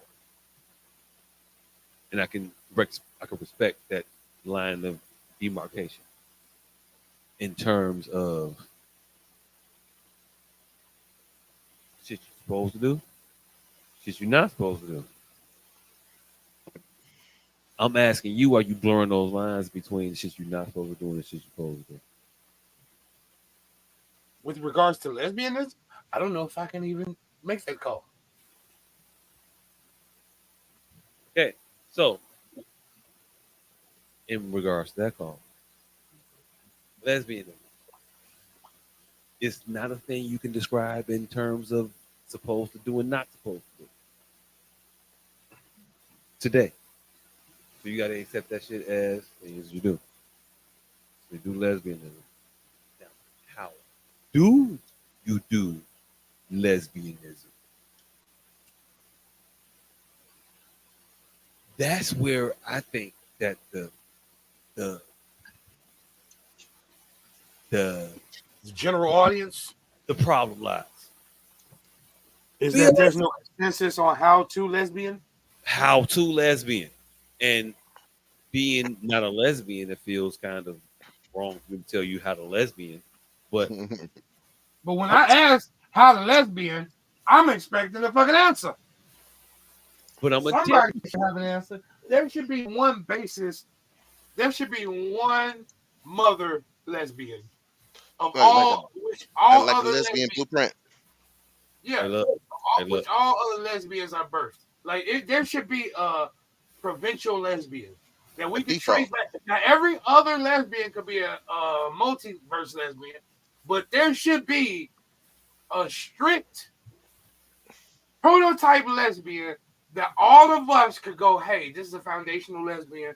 These are where then we could see where these offshoots come from and maybe have some common ground. Because we like, oh yeah, lesbians eat vagina and also call themselves vegan. Can you lick a steak and still be vegan? Well, here's why.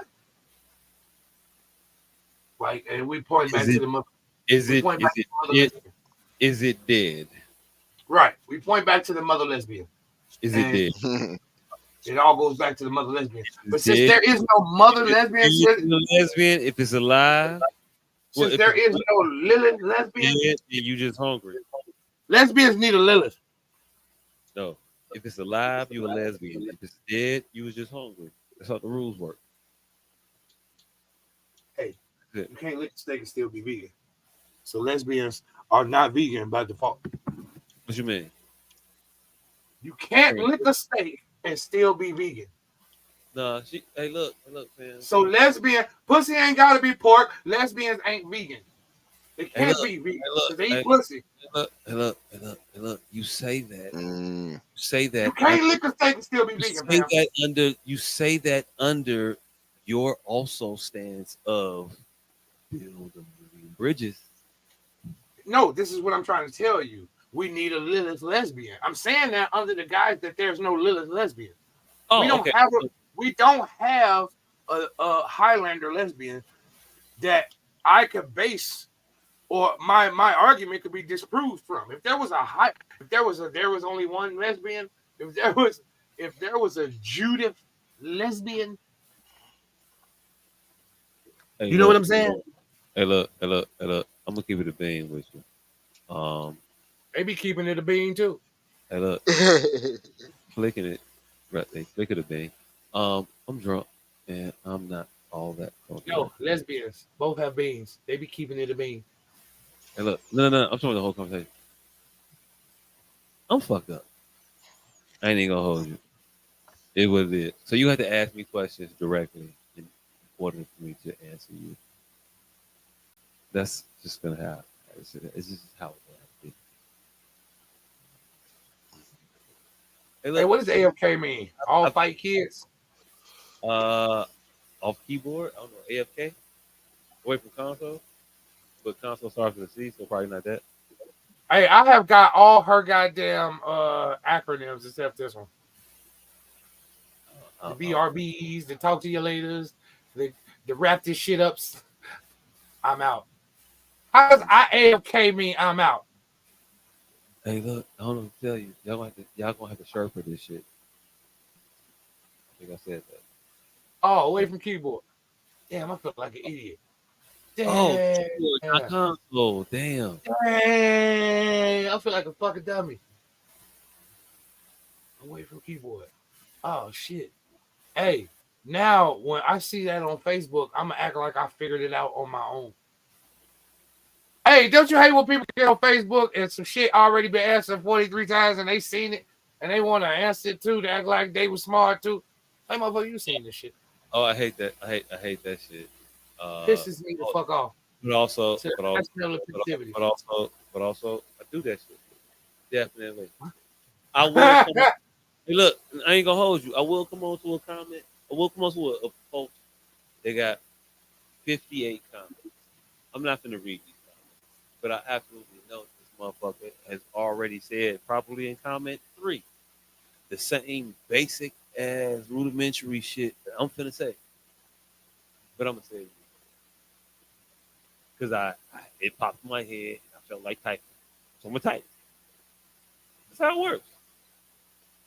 You know what? The fact that you admitted that just gave me compassion for every other person that does that. Because now it don't seem so stupid. Now it just seems like it seems stupid in a whole different reason. Not stupid. Not stupid in the mind. Stupid in the fact that we can't break those idiosyncrasies about ourselves. Like it seemed idiotic before. Now it's not. It's less a mental faction and more of a constitutional thing. Like why the fuck as humans? Why the fuck as humans can we not lick the fucking ice cream? Because if you do it, you take too much, you get brain. Hey. Oh, we're ingrained with moderation. We ingrained with taking it one day at a time, a little bit, small chunks, nibble it. We're conditioned. We're programmed with that type of thing. Hey, but watch this. Watch this. This is how easily we are programmed, right? Watch this shit. And I watch this shit happen in real time, and I'm like, damn, humans are stupid. Hey, bet money you turn your head and not the taco.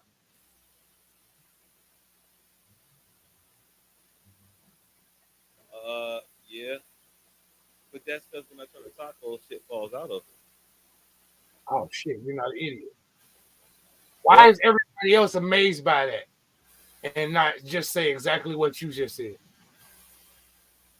Motherfuckers be like, oh shit, I do turn my head and not the taco. Stupid. That's because the taco is open faced. If you turn that motherfucker, it's not going to be a taco anymore. But that's not what happens with the world. What the world is, the world collectively has an aha moment right now with something stupid. And I watch that happen time and time again. That's because the world tries to be unnecessarily intelligent when it don't need to be. Exactly. Unnecessarily intelligent. Default to your instincts. Default to what you feel is the thing that is happening that should not happen or should happen, and you will be better. But we get this, we operate in such stances of insecurity in which we aren't able to exercise our own common sense because we so insecure about some shit. So, I don't know. Yeah, tilt your head. Eat the taco. Hey, I watch so many people have a come to God aha moment with a post similar to that. I'm like, what? It's like, whoa, I do tilt my head. Whoa, we do tilt our head. Stupid, because if you tilt the taco, goddamn it, you'd be eating fucking shells. Shells in air. That's why. All the shit falls out. And I mean, it should be that simple, but it doesn't seem to be that simple. It should be that simple in relation to correlation. Because it will require you to judge a motherfucker adequately. And we don't like to judge people adequately because there's a fear we're going to lose them. If I judge motherfuckers adequately, I'm going to be offensive. Motherfuckers don't want to be a pariah. Right. I mean, yeah. You don't, because our social structure is set up as such that we're dependent on other people. And if you set yourself up in life as a person who carries himself as someone who doesn't need another person, and then people start to believe that, and people start to ignore you, you're gonna get eaten by your cats or dogs or whatever wildlife you have around you at that particular time, because you're gonna die alone. And we don't acknowledge that part. We get to the cool bachelor, bachelorette, free willing lifestyle part of it. We don't get to the part where it's real.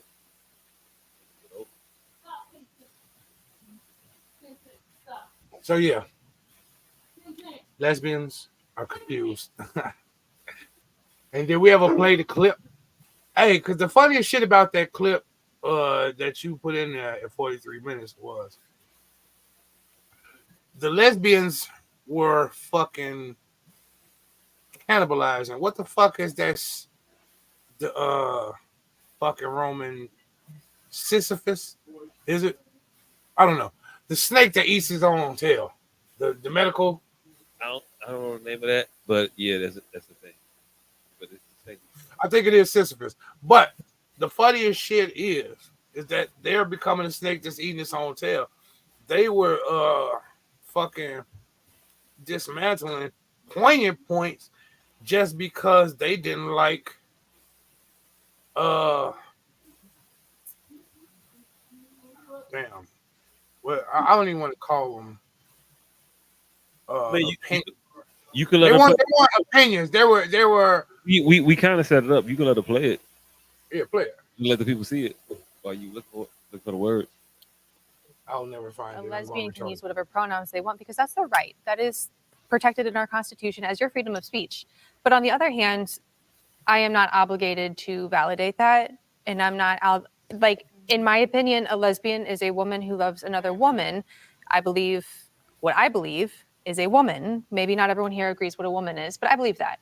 So if I say a lesbian is a female or a woman who loves another female woman, then they're probably going by she, her pronouns, right? But then they also have their freedom of speech. So it's very middle, a little bit muddy for me on this one. You can go by whatever you want. It shouldn't matter to other people what you go by. If you are a lesbian, then you are a lesbian. And me as a lesbian, I'm going to support you. If you realize that you're not a lesbian anymore, it's fluid. I'm going to support you no matter what pronouns you go by, because I have been in that case where I wasn't educated on what I could be. I've gone through everything under the sun. I was a gender fluid lesbian at one point. I did use he, him pronouns at one point. But again, through my self-identity, I've discovered who I am. And I think by knocking down people's journey and discovery is exactly what saying people who use he, him pronouns cannot be a lesbian, because in their own self-identity, they see themselves as getting to that journey and they're going through things that we don't understand. I think that we can both support, respect, and love individuals who are going through their journeys, but also be diligent to protect spaces. That's why we have TQIA+.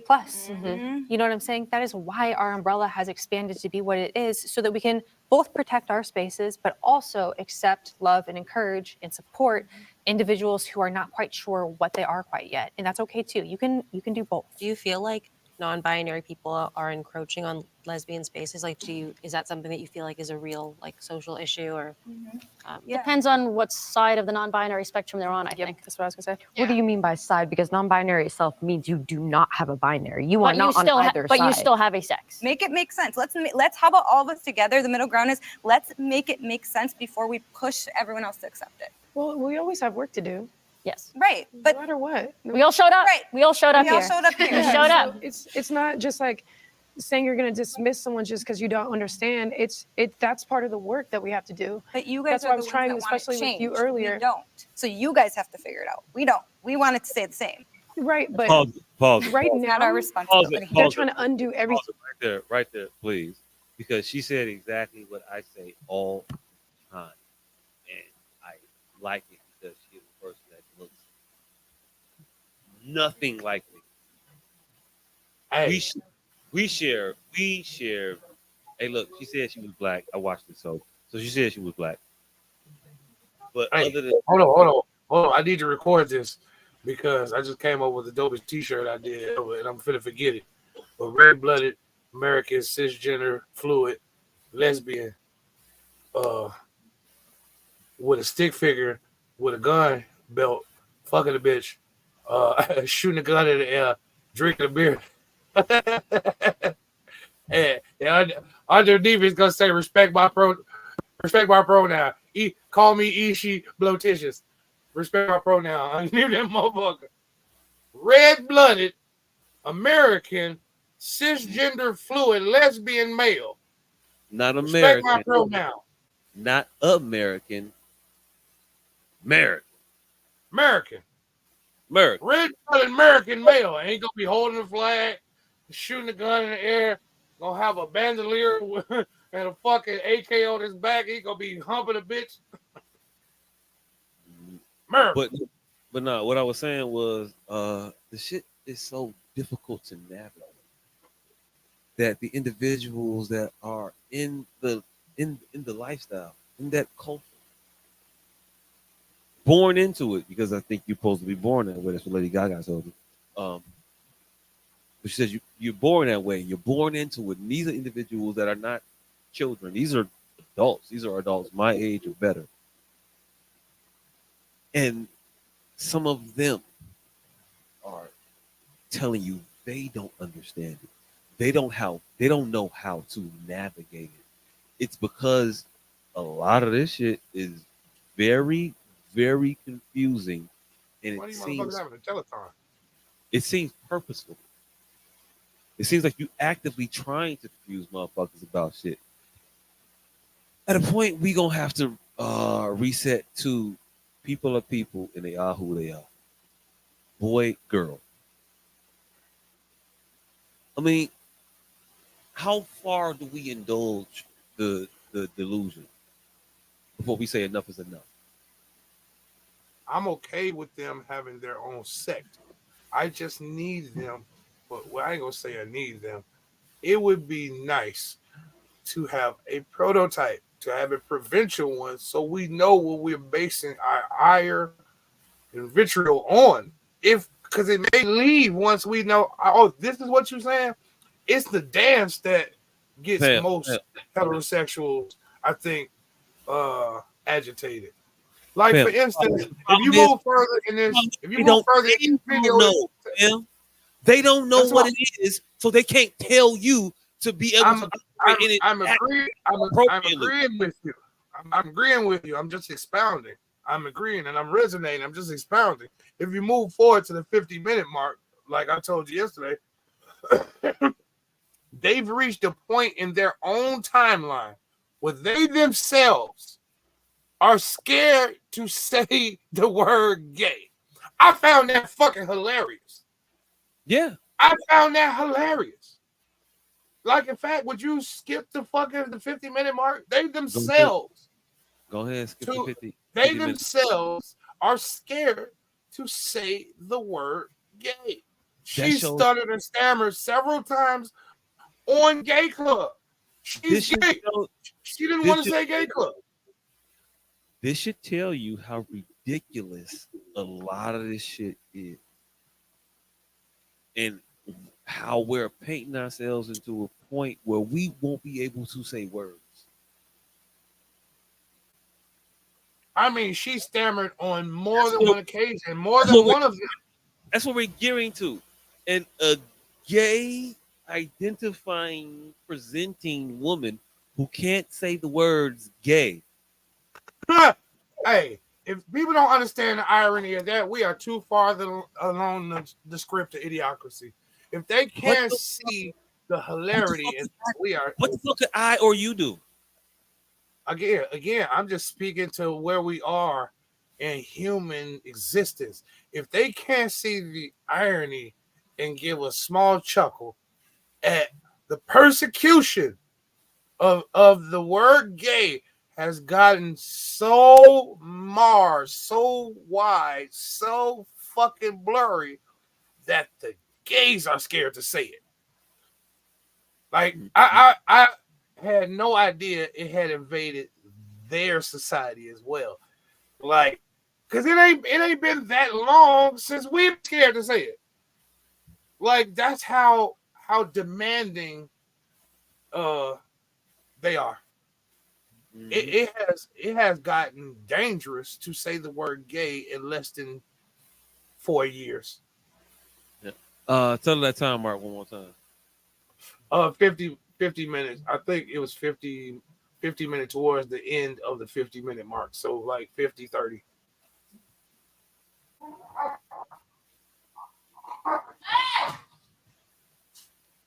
Accepted, in my experience, by people that are not on the left, and gay men are more accepted by people that are on the left. And I think it has to do with the whole reversal of, I'm trying to think of the word, the whole reversal of, I can't think of the word. Give me a minute. Let's go to somebody else. It'll come to me. Give me a minute, because I was trying to think of how to say it over there too. Yeah, absolutely. I completely agree with you. I think, going away from. What happened? You just blanked out? Internet cut out? Oh. It is what it is.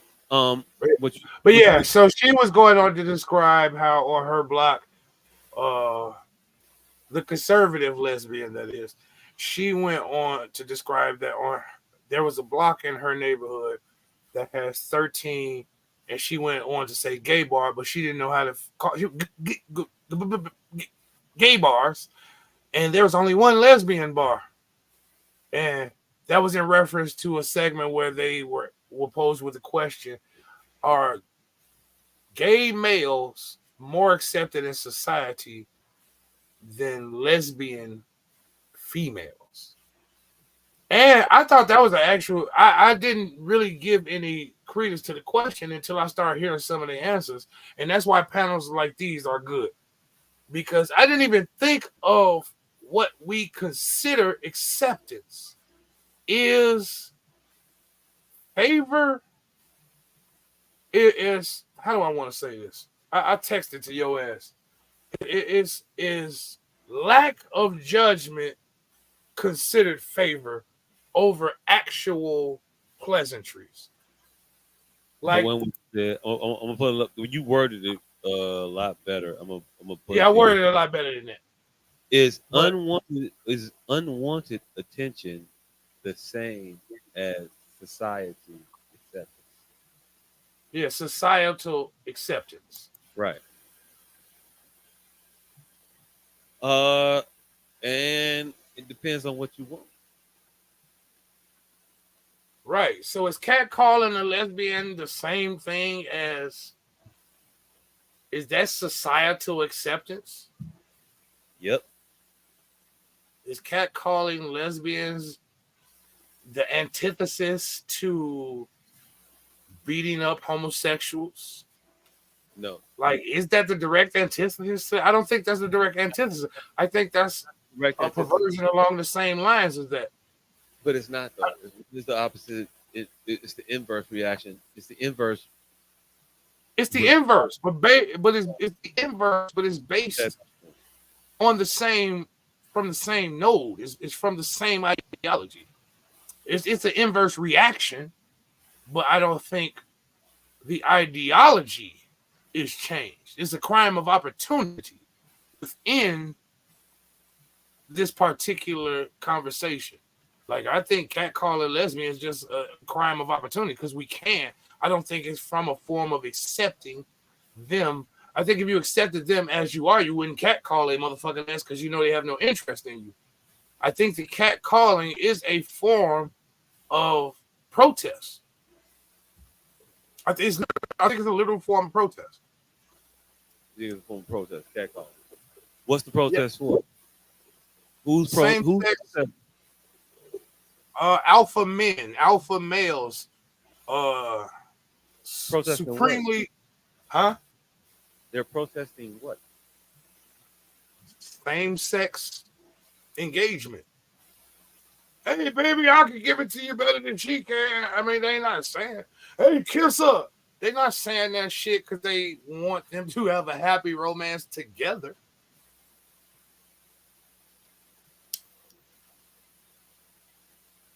I don't think acceptance is based on respect. I don't think that's a form of respect or based in any type of respect. I think you conflating. I mean, you can have respect for a motherfucker and also lust. And in most minds, no, you can't openly. No. Men's mind, you can compartmentalize the two. No, in no man's mind is open disrespect a form of respect. No. I wasn't thinking. You're trying to conflate to move the conversation forward, but I don't think you think that either. Men can't compartmentalize the two. I wasn't thinking of the term. You're talking specifically about catcalling lesbians. I was thinking of it in terms of just adult. I'm talking specifically catcalling lesbians. So they have to be out with these not just women. In this scenario, they have to be doing something that marks them as lesbian, and you have to be catcalling them in a manner that earmarks your shit as directed towards a lesbian. So I ain't talking about just no regular catcalling. I'm talking about them being acknowledged as a homosexual couple and you intervening in a way that acknowledges you acknowledging them and their sexual preference. That's what I'm talking about. That's demeaning, demoralizing, and disrespectful. That isn't any form of capitulation or acceptance, in my opinion. And that's me just That's just me recognizing two lesbians and saying, hey, mom, what's up? Or me recognizing two women and saying, hey, mom. Right. But see, that's not what we're talking about. You recognizing two women. That's not what we're talking about. We're talking about, again, catcalling lesbians. So, in this scenario, they have to somehow have earmarked themselves as lesbians. And you have to somehow acknowledge that in your response. I'm not just talking about a man seeing two women who happen to be lesbians and them You catcalling. have to know they lesbians and do all the extra shit. I don't know how to navigate that situation. But you know why you don't know how to navigate it? Because it's inherently right with disrespect. How is because it it's all like, because to single those things out, to single the lesbianism out, and not just catcalling two women in your imagination has an air of disrespect. You like how could I possibly say lesbian? In your mind, you have a hard time reconciling even calling them lesbian and not just two women. That's the problem. That should let you know that it's an issue. So if I catcalling them as two lesbians, I'm making point to say that they are two lesbians and not just two attractive women. So that's what I'm saying. That isn't acceptance. That's a form of disacceptance, unallowance, in my opinion. That's me saying, hey, I see that you are not attracted to me. Let me give you something to change your mind. Let me still, if I acknowledge that you are lesbian, that acknowledge inherently comes with me understanding that you are unattracted to me. And then at that point, I should move forward if there was any point of respect there. Once I acknowledge that you are unattracted to me and I proceed, that's like the joke that's running currently as when a motherfucker say, hey, yo, no disrespect. And then he's about to say something very disrespectful. That's akin to that to me.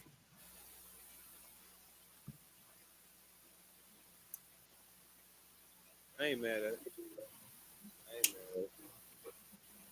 But yeah, to put a button on it, these lesbians can't curtail what's going on in their own community. So how could they expect Monday morning quarterbacks to? How could they expect the society at large to even relate when there's such a chink in the armor?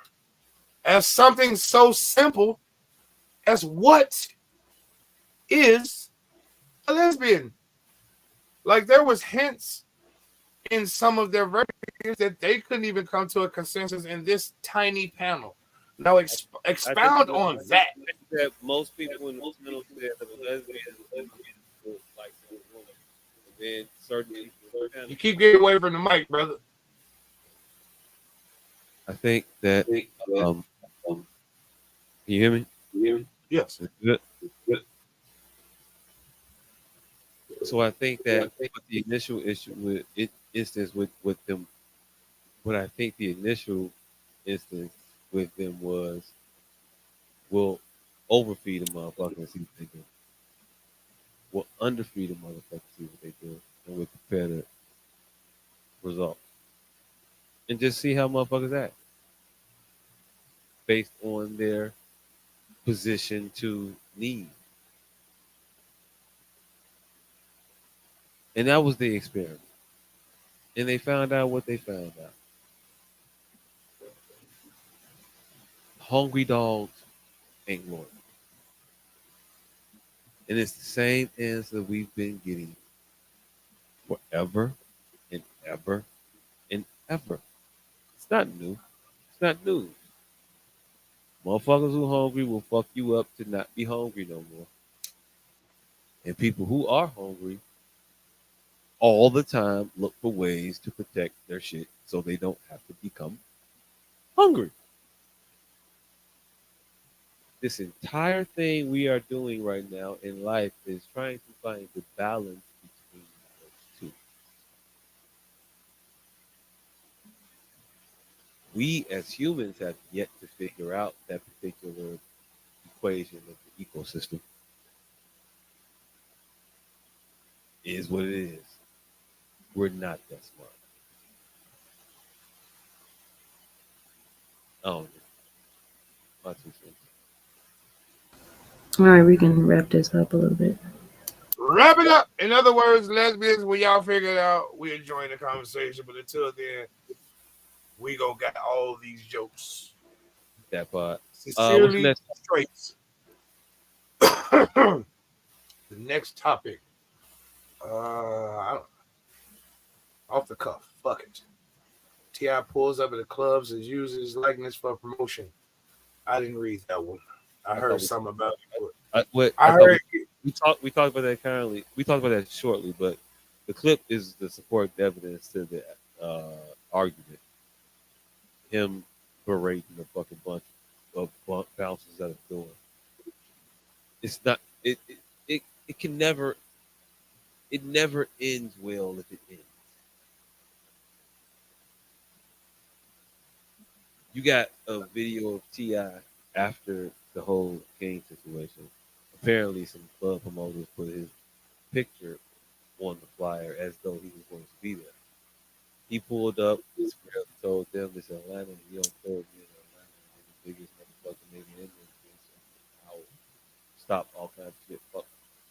He said a bunch of stupid shit. Because he says a bunch of stupid shit. I mean, at this point, do we expect anything less from T.I.? T.I. knows how. He knows. You know what? This whole world is a residue from us 90 kids testing our parents. And I ain't gonna even say it was us 90s kids. It's them 2000s kids, them 90s babies. They know exactly. It's us. Our children know exactly when to fucking, like, they know when we gonna break. My mama would pop me unexpectedly. Like, our generation of parents popped out the blue. So you didn't, mama, because you didn't know which one was gonna get you hit in the mouth. These kids today know exactly which mama is going to break their mama, and they stop one short. T.I. has figured out his mama limit, and so he goes everywhere, pushing it right up to that boundary, right where he know he could get away with it. And he's building a new standard for himself of the rapping that he's done that had no backing. Now he's retroactively putting a toughness to it. But right up until the point where he actually has to fight somebody. Hold me back. Go ahead and play the clip. Nigga, you can talk to me. Until then, ain't nothing going. Ain't nobody getting nothing going. Nothing. Call who you need to call, do what you need to do. Ain't nothing happening. No money, no beers, no partying, no sections, nothing. You put me and mine on a motherfucking flyer, nigga, give me everything. And if you can't, don't play with me. I don't know if y'all from here, but nigga, don't play with me in this city. It's my motherfucking city. Don't play with me in this city. Nigga, you can talk to me. Until then, ain't nothing going. Ain't nothing. T.I. should consider himself blessed that the motherfucker didn't overhand right, palm smack the dog shit out of him. With 5 security guards and 27 friends right outside this ring. I don't give a fuck. I will smack the shit out you and close the door. Man, you are not. Trust me. Ah, As many. Yeah, and close the door. See, yeah, hey, look. You say all that shit you want to finna say. He ain't that nigga. I'm on that. I'm on that time. He ain't that He's nigga.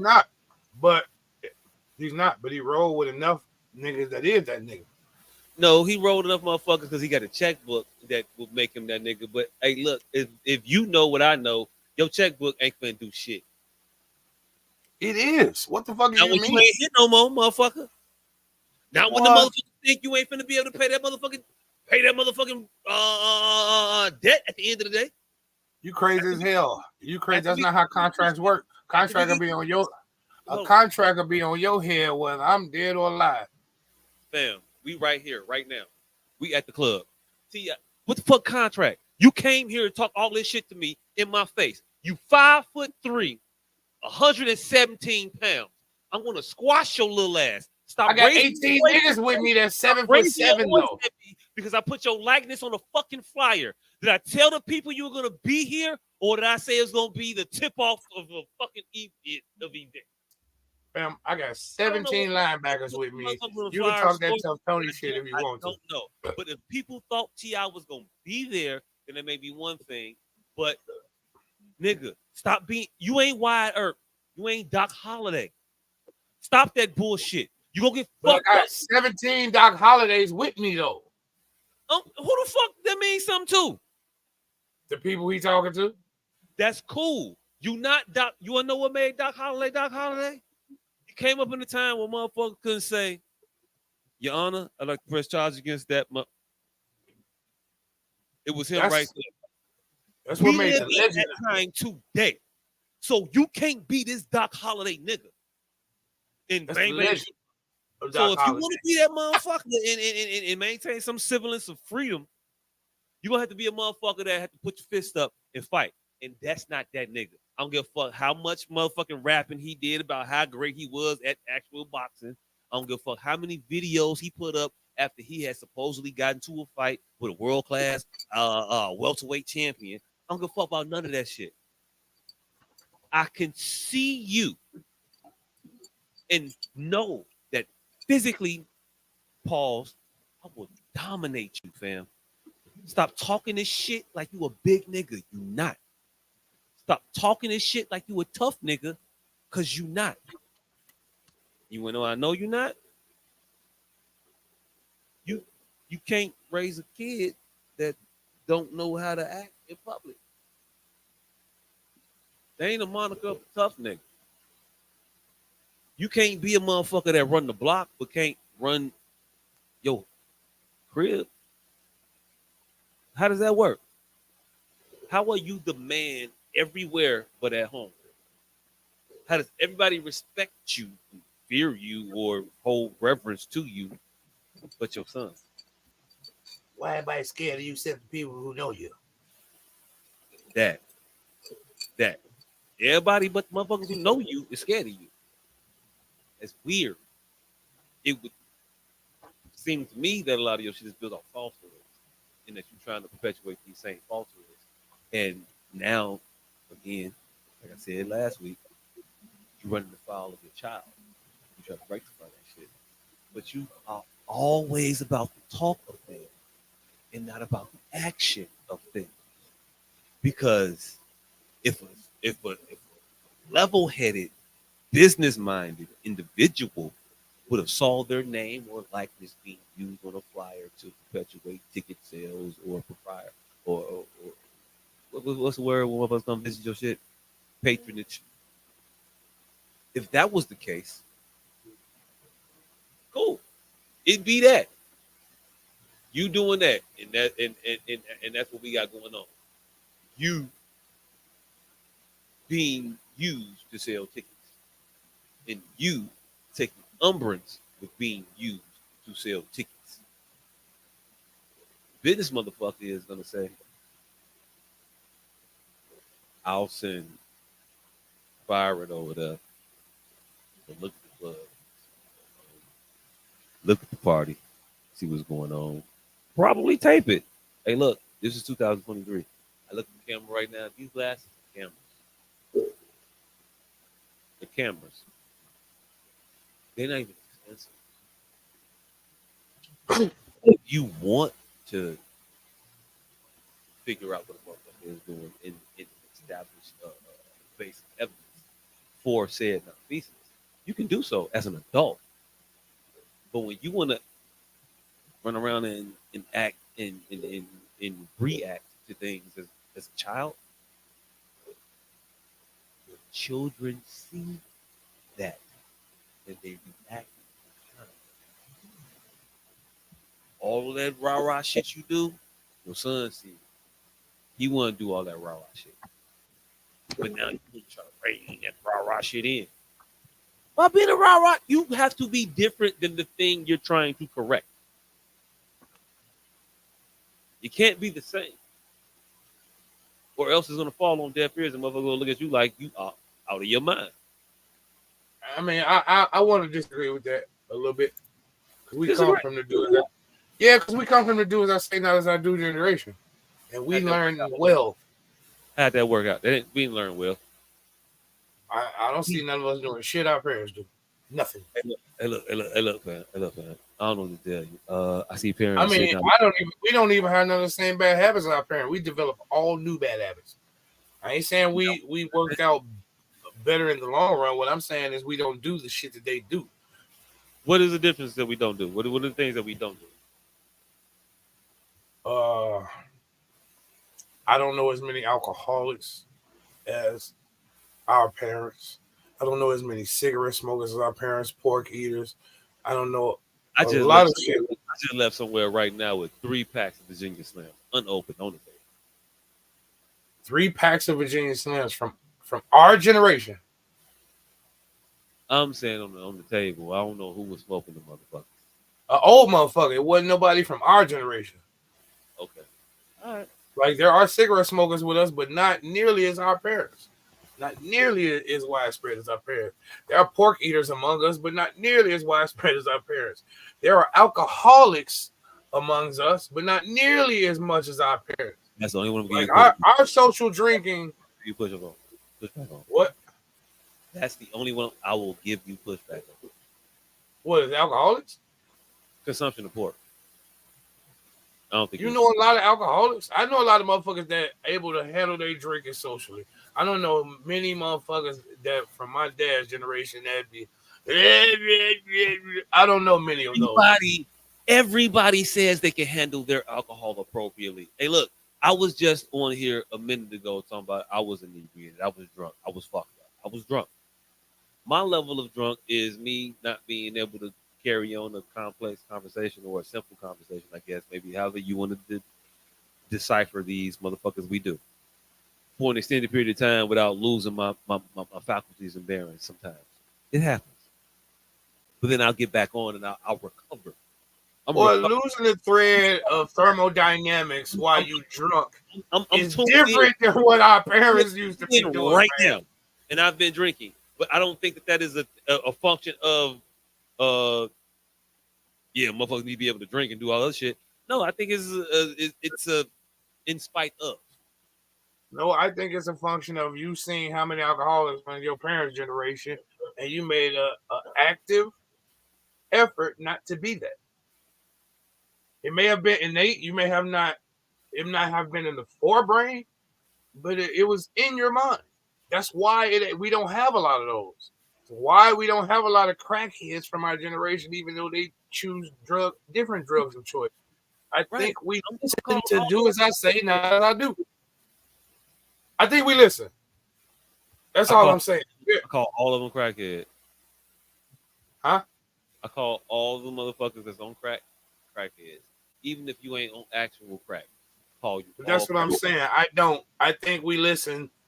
It may have produced a perverted version of Nirvana, but I think we listened, for lack of a better term. I think we listened. Because we're not doing this thing. I don't know. None of us, we fucking missed that shit from our parents that none of us are doing. I don't know. I mean, we got our own separate set of derelictions. Don't get me wrong. I ain't saying we perfect by no stretch of the imagination. I'm just combating the fact that you say do as I say, not as I do doesn't work. And I disagree with that point only, that point. I think Do As I Say, Not As I Do does have its own efficacy. It has a place in society, especially with, for instance, diet. I think a lot of our kids, even though we are unhealthy, I think they have a lot of healthier eating habits. I think that's a vestige of Do As I Say, Not As I Do. I think that has a place. I may not be doing something, but I can teach you how. Yeah. You ain't wrong. Oh, that's the only thing I was speaking to, not your entire point, just that. You I ain't think wrong. that it has its place sometimes, on occasion. And you may have forgot what you was even talking about now. No, I did. I was just trying to transition to another one real quick. About this particular topic. Lenny Kravitz made the news this week. He Hey, spoke, save of all saves. huh? That was the save of all saves. Here's what it is. So he was in the news this week. He has made a bit of a statement about. I say I wasn't talking about you niggas. I mean, the blacks. He made a bit of a stink about how he was not invited.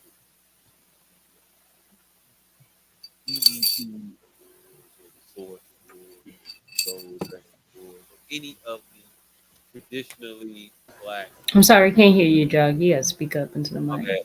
Oh my God. Hold on. You hear me now? Yes. Is it better? All right.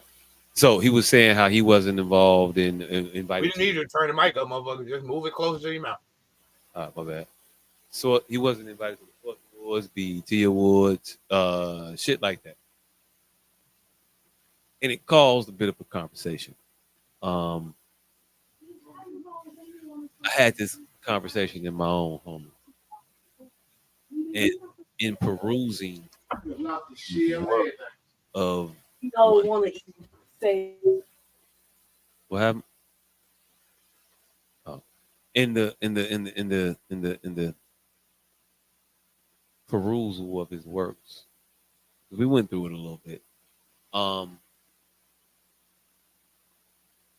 We're not confused as to why we weren't necessarily invited to said award shows.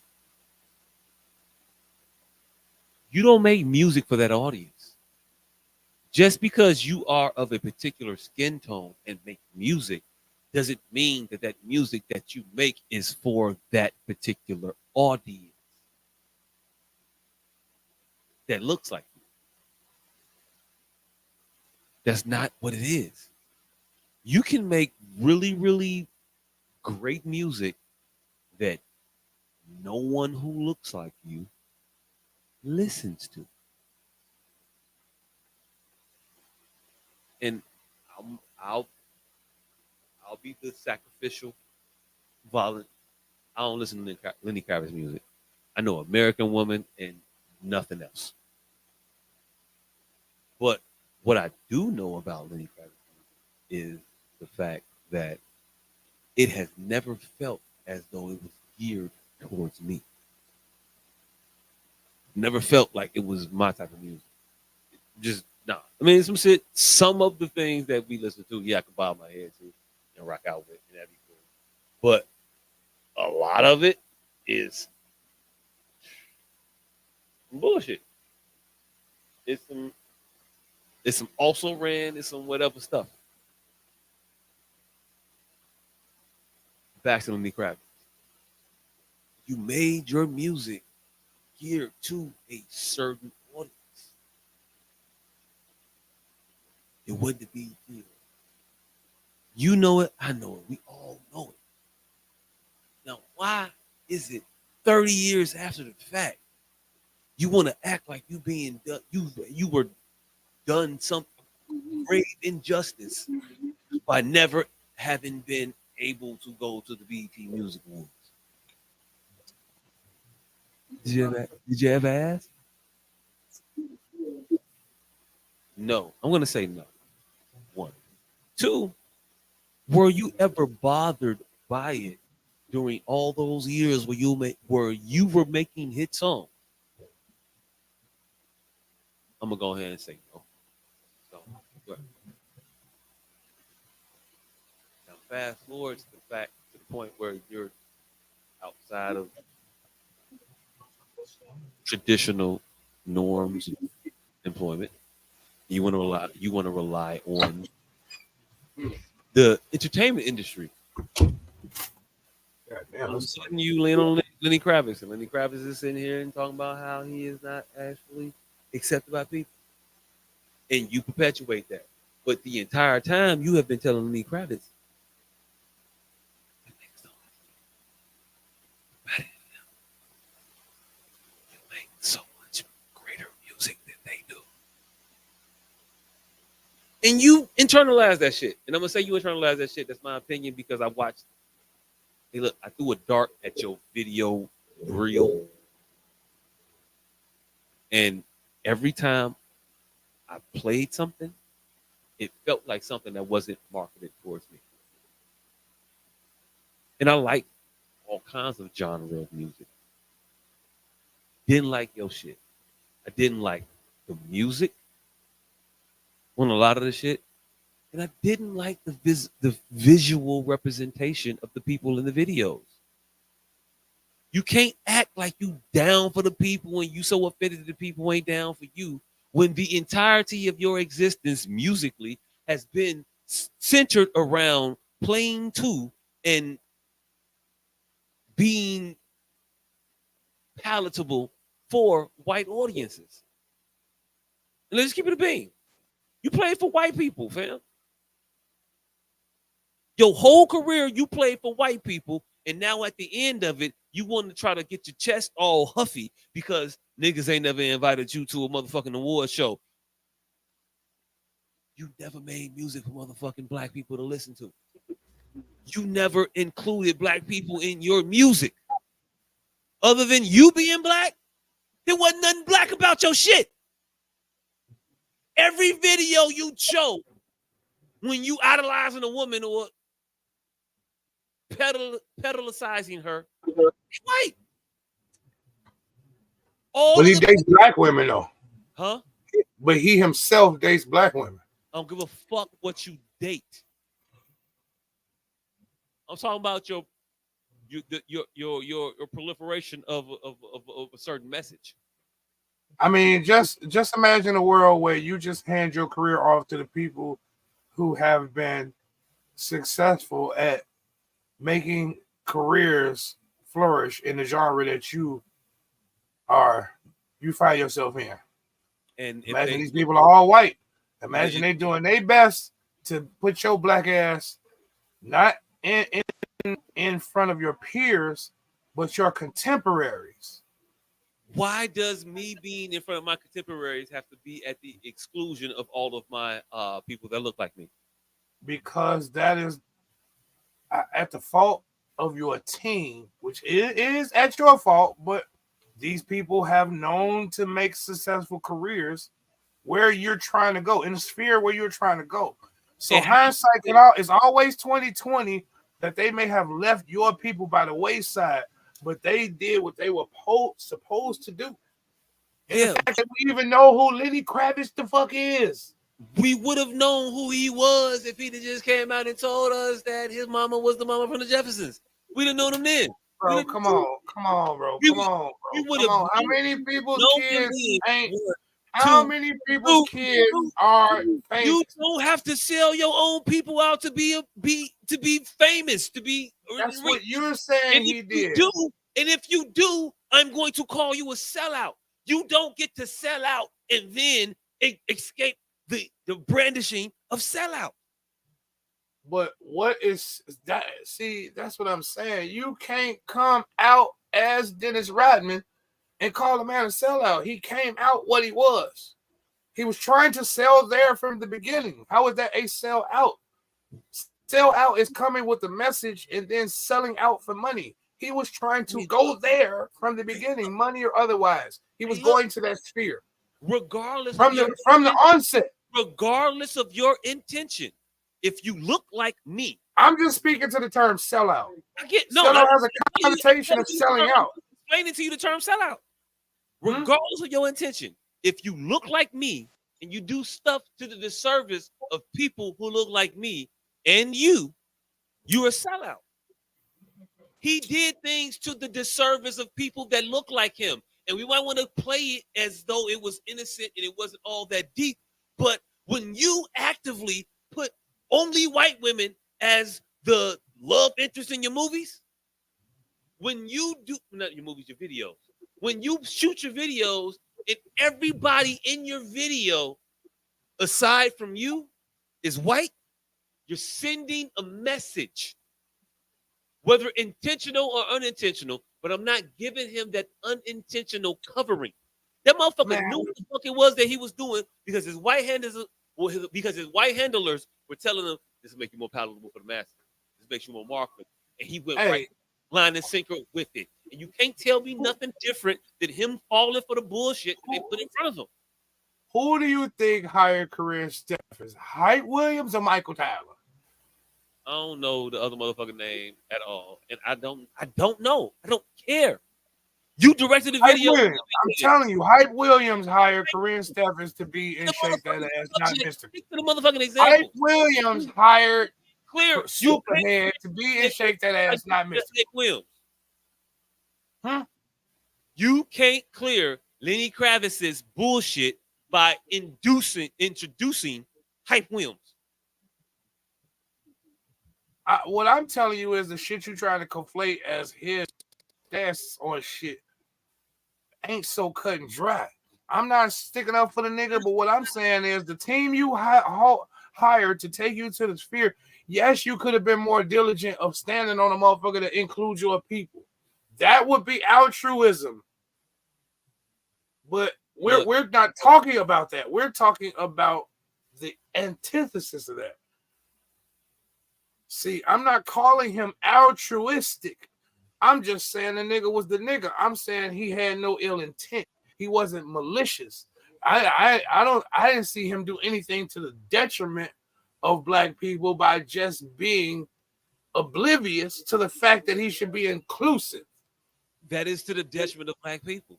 That's not to the detriment. You're perpetuating stereotypes. You're perpetuating the mind state. What stereotype? That white people better than black people. What stereotype did he perpetuate?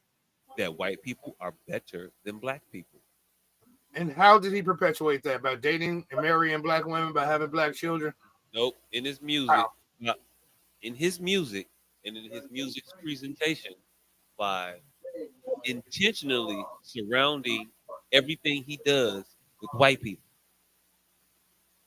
Again, I'm going to surround myself with Barnum and Bailey when I want to enter the circus.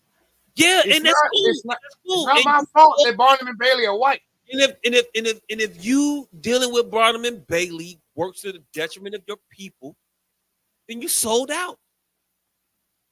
But again, this backs to the is that to the detriment by being laissez-faire about inclusion? The things that he didn't bar them motherfuckers from coming. That's because he didn't beckon them. If Lenny Kravitz wanted to introduce rock and roll or rock to black people, as he so intends or is so inclined to say all the time, he would have used black people to introduce that to black people. He wouldn't have surrounded himself with white people, but he wouldn't have put white people as the stars of everything in his world, and then acted like we were supposed to be drawn to that. You can't be oblivious to this shit. It's too simple. And I'm talking about Lenny. You can't. You muted.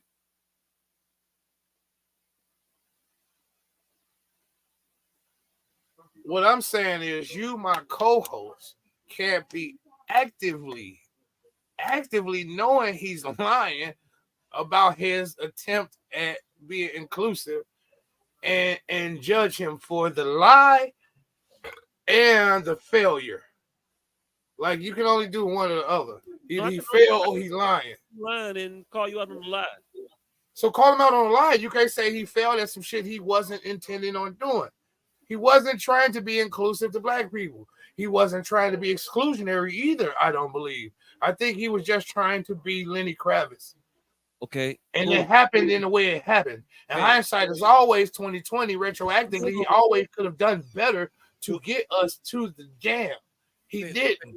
But I don't think that was to the detriment of us. I think that was just circumstantial to what he was attempting, which was to become rich and famous. We were collateral damage. And not even collateral damage, because who says the fuck we want to be over there?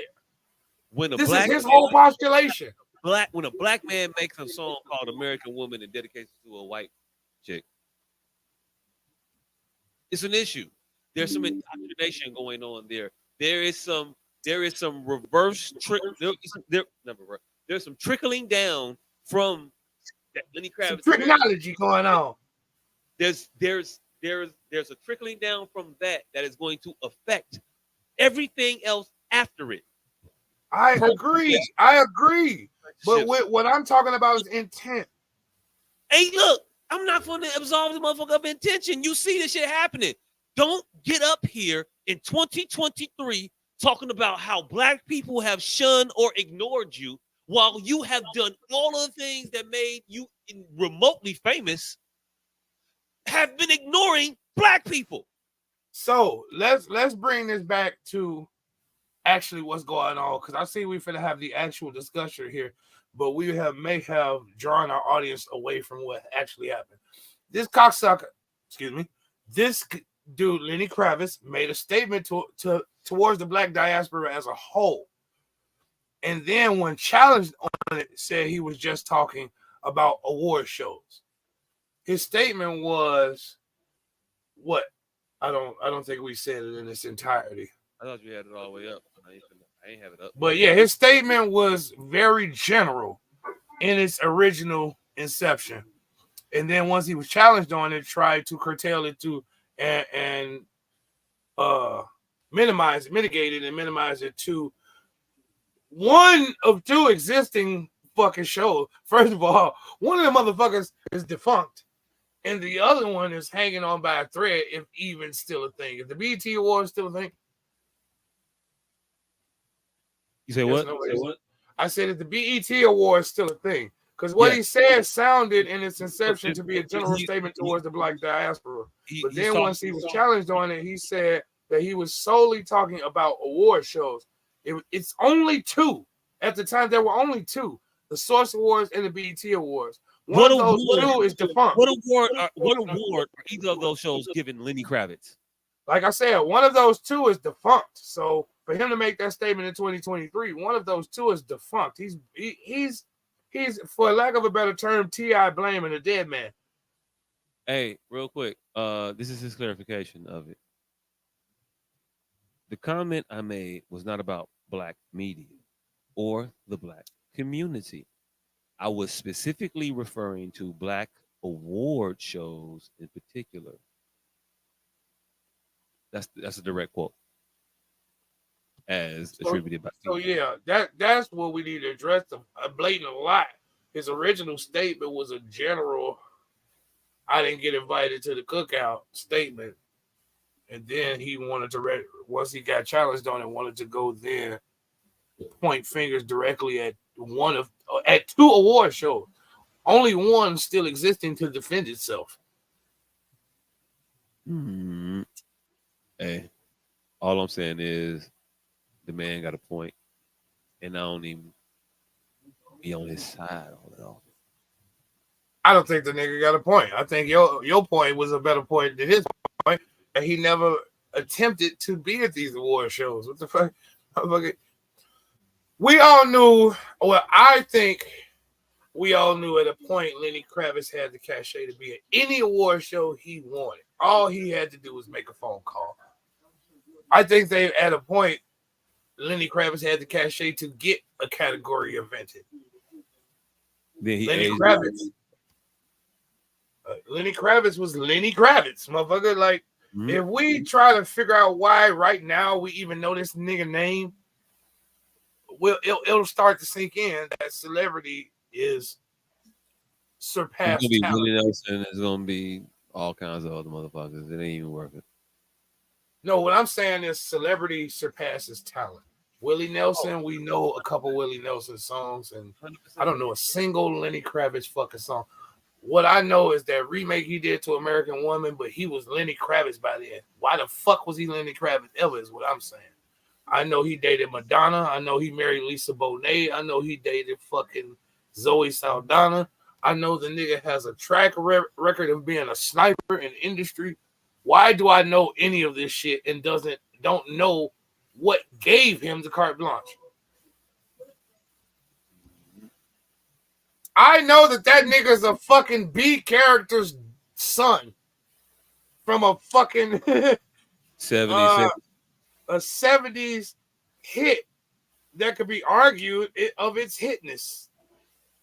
Like, it's a hit to us, but is it a hit? Like, if you say the Jeffersons, do motherfuckers know the Jeffersons, or do they know that little bald nigga from the Bunkers? Hey, look, man, I've been making all kinds of references the entire week, and nobody else made them in front of understand them. Jefferson's in the 70s. You might have stuffed shit under the door to make the drive less uncomfortable. All right, we can wrap this one up. That ain't everybody experience. It's not.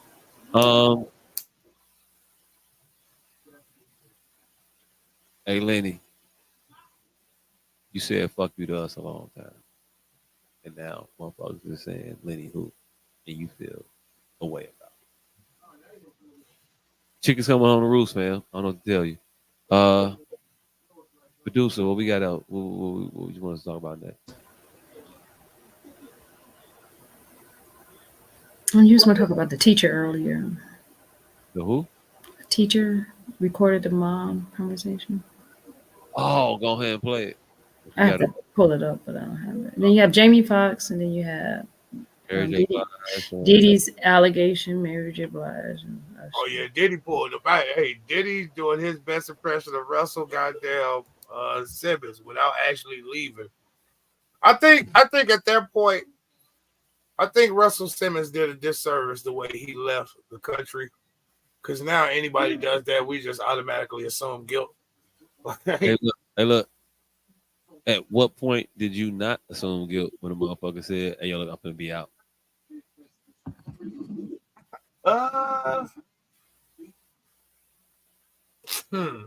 That's a pertinent question. I have to come back to that. Because I guess that was the running joke. But I guess this is my aha moment in real time. This is a vestige of slavery, I believe. When we do it, it's kind of solidified. It's just a joke when they do it. But it seemed to solidify in my mind personally when Russell Simmons did it. He's saying at one point it's a flash. At another point it's when the motherfucker what's the fuck that nigga named Salvador Rushdie with the motherfucker who did Powder. Well, all them motherfuckers did that shit. Ha ha ha ha ha. You know, Beretta did that shit, yo. All that shit. But with Russell Simmons, I mean, packed up and moved to Bali, nigga. Oh, shit got real. Oh, that runaway when you guilty shit was real to me then. It was just a Hollywood joke until he's guilty of some horrendous shit. Yes, that non-extradition country shit was just a joke. And meditation in the world. That non-extradition country shit was just a trope to me till Russell Simmons did it. He did it, in my opinion. I don't know. How you feel about Russell Simmons? What do you think? Again, with the shit he's accused of, I hate to give us the same scapegoat that everybody else got, but it was a different time, baby. It was a different time. What about Kimora Lee Simmons?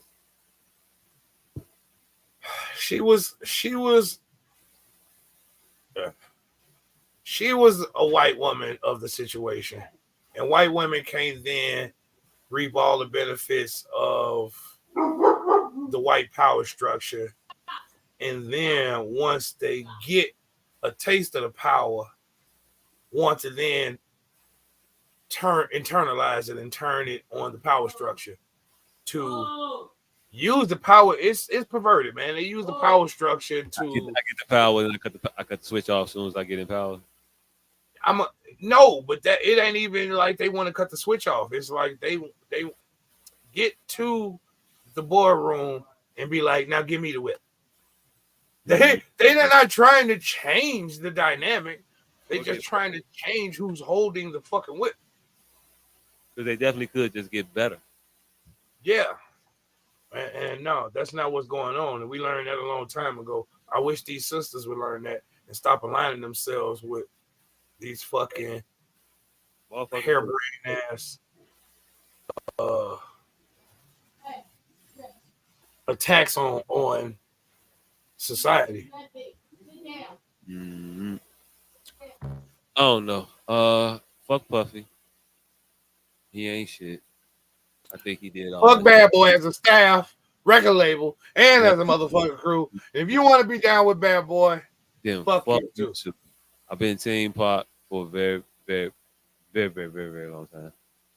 Is what it is. Fuck you, Puffy, on the road, on the way out. I don't know what else. I don't know what else to talk about. That's fine.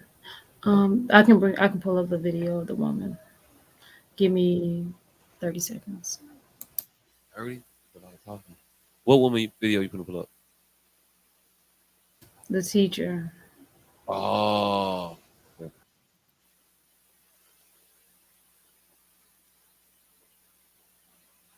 I ain't had nothing to say. I wasn't gonna like, man, during between. I was just gonna do it.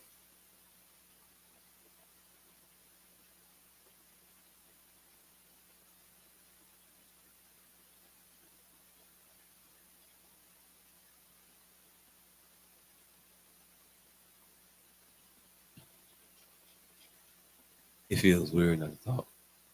I tried it. I really did. I was really, really trying. It feels weird. I just like cover the empty space with words. Hey, yeah, that is strange, ain't it? Yeah, a little bit. But my apologies. I just had to go. Look. No, it wasn't you.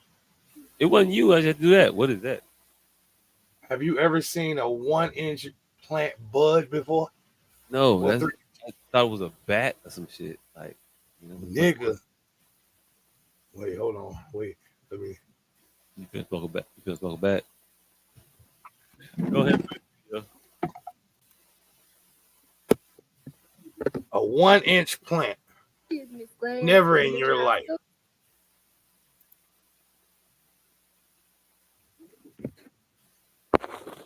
Sometimes Jonah wrestles with falling asleep, so he takes Z-Quil, the world's #1 sleep aid.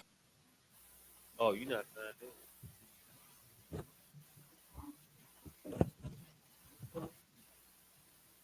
I was just showing this 1-inch while we were whatever.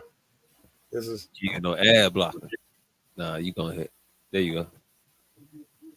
She's talking. We can't hear her though. Hey yo, she talking. We can't hear her though.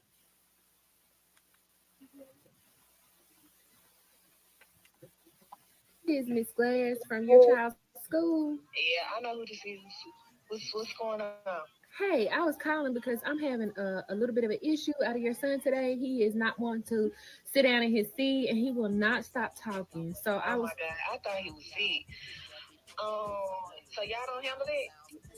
Well, usually we use our behavior management system, which requires for us to call the parent if the behavior is It getting. don't seem like it's really managing it. Y'all can't. I'm trying to work. And I understand that, and I also am trying to work, but I want us to work together to ensure the success of your scholar. Okay. No, ma'am, I'm not trying to get smart. I just want us to work together to ensure the success of your scholar. Well, what he doing?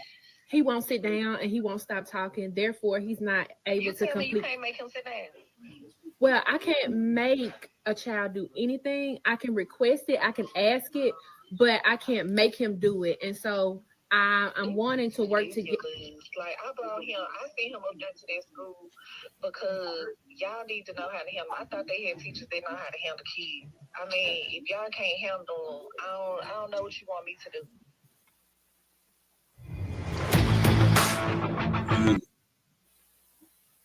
I would like you to be the parent of this kid.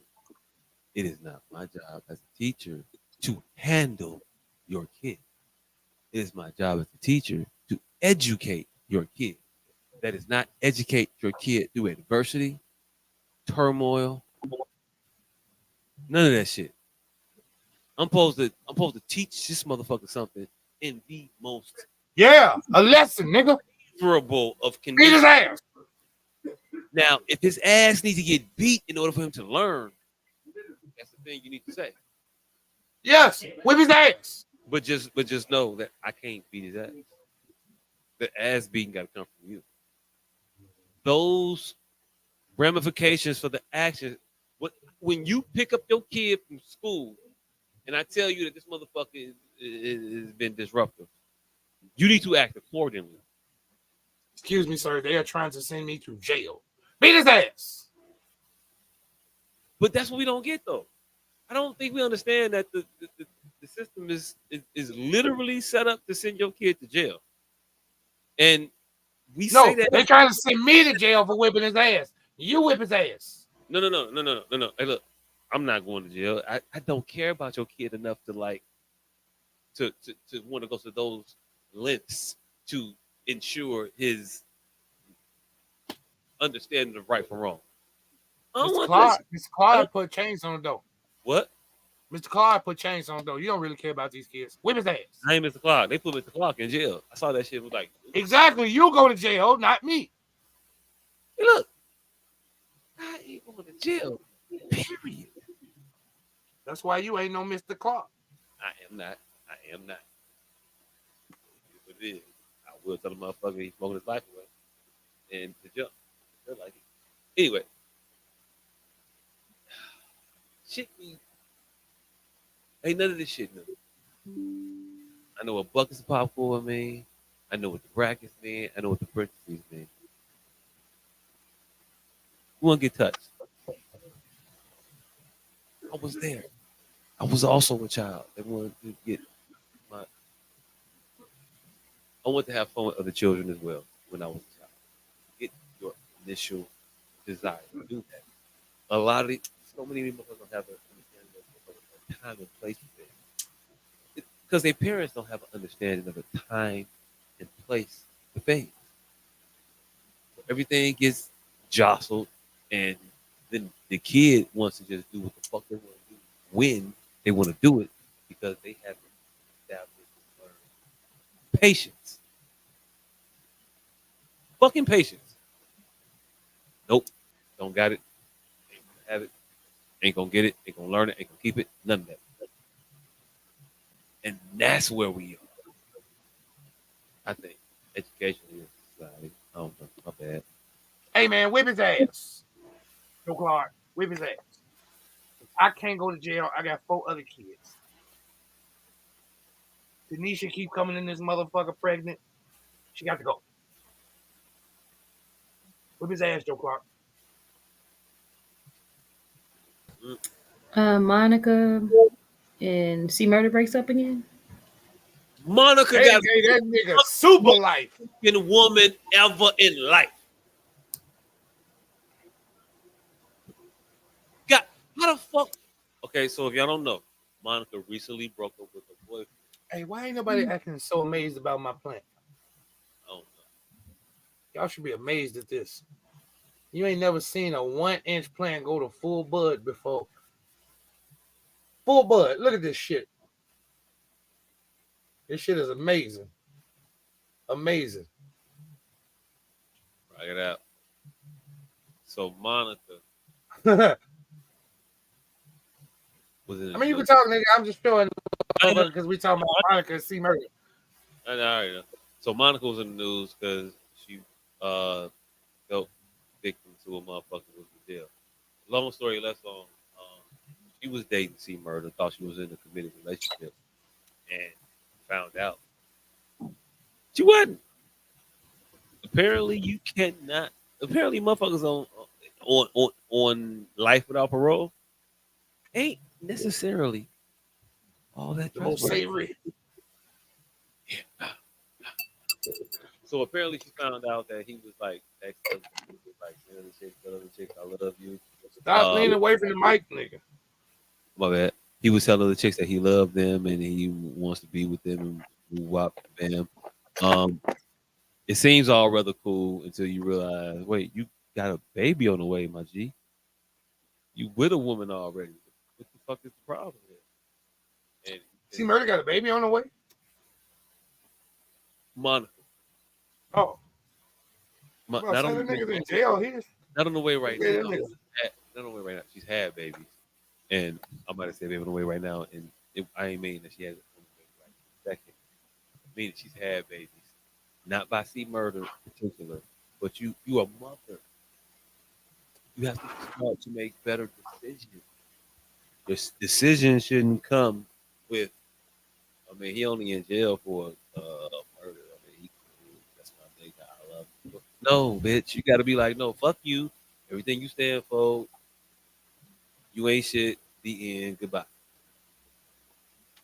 But when you hang on to these motherfuckers, you legitimize them in your son's mouth. So they either gonna get an anger issue, A la or King. huh? I say a la King. Or they're gonna start to act out in ways that are less than desirable. A la Not, fucking King. not necessarily violent, but embarrassingly antagonistic. A la Michael Irvin's son. A la all these rich motherfuckers' kids. And I don't mean all, I mean most of them. Also, a la all these rich motherfuckers. I don't hey, look. Everybody ain't shit. I don't know.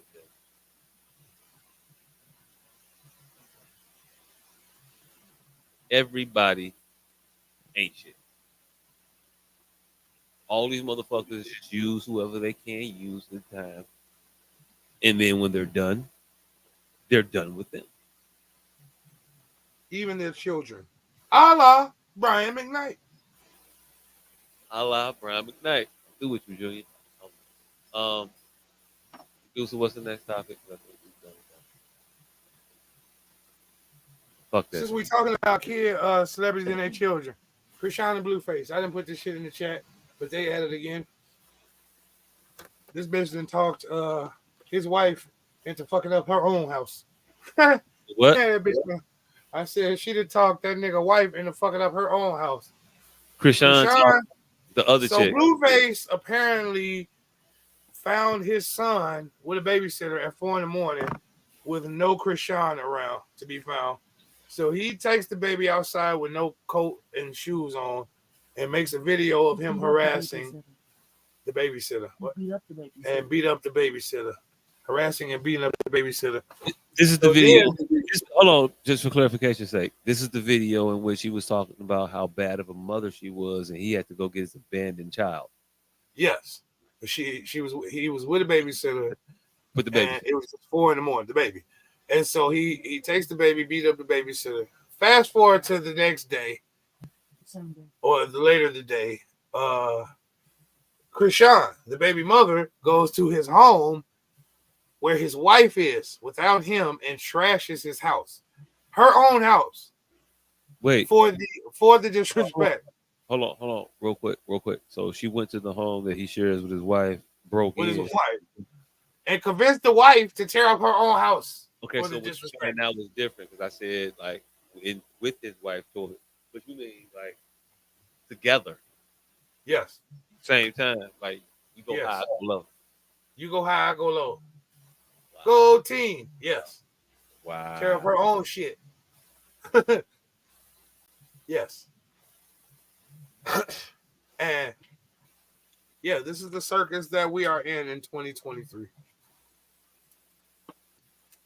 Hey. And wonder why they grow up like King and have such vitriol towards their parents and deep-seated anger. Parents, teachers, women. I ain't even gonna hold you. I'll tell you this much though. The motherfuckers play dumb, but not stupid. It's definitely a few individuals that I had interactions with that were on that aggravated schedule. Put it like that.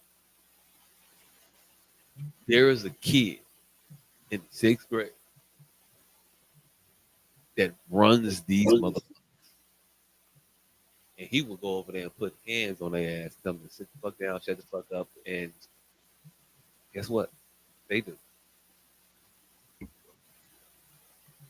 Sit the fuck down, shut the fuck up. It's amazing to see. It's amazing to see. I'm kind of on board now in this moment. Not just mine particularly selfishly, but in the moment of people who watch me. We need a union. We need to band together as individuals who have to care for these children to demand better conditions. You talking about parents? Because teachers already got a union. No, I'm talking about teachers. Teachers already got a union. What you mean? We got a union? Teachers got a union? How y'all going to strike if you ain't got no union? A union? Teachers got a union? What that union do? Shit. Yeah. Hey, I don't know if you're being facetious about the validity of the union, teacher union, or what right now. Look, it kind of defeats the facetious purpose if I admit the facetiousness of what I'm doing. Hey, it's a lot of times that I think you being facetious that you be dead ass serious. So I'm scared. I'm gunshot, nigga. It's a lot of shit. A lot of arguments happen right here on this camera. Cause I be thinking you two niggas be being facetious and y'all be dead ass serious. You niggas is going on 7 weeks and still saying y'all don't bend over to wash y'all ass. And I am still perturbed. Hold on. Fam. I don't. I am perturbed. And I don't know who does. I ain't seen some motherfuckers. I was in Menards the other day and just so happened to be in the tub aisle and took a picture. In said tub aisle.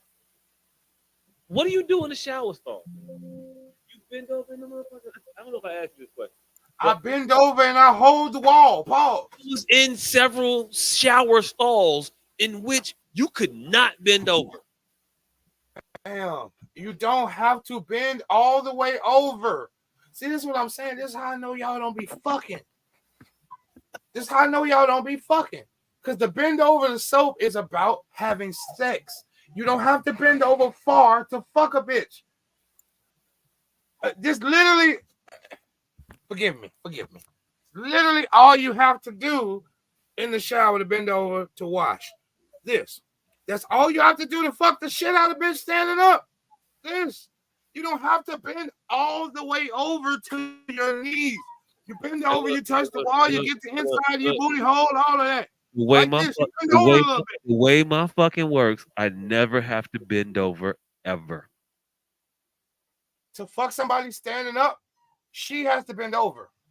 Yes. I don't. Yes. Just for clarification's sake. That's the whole problem with bending over in the showers, to not be fucked. Do you not understand what the joke is about? To not be fucked. You don't have to bend over very far to get fucked. That was my whole postulation.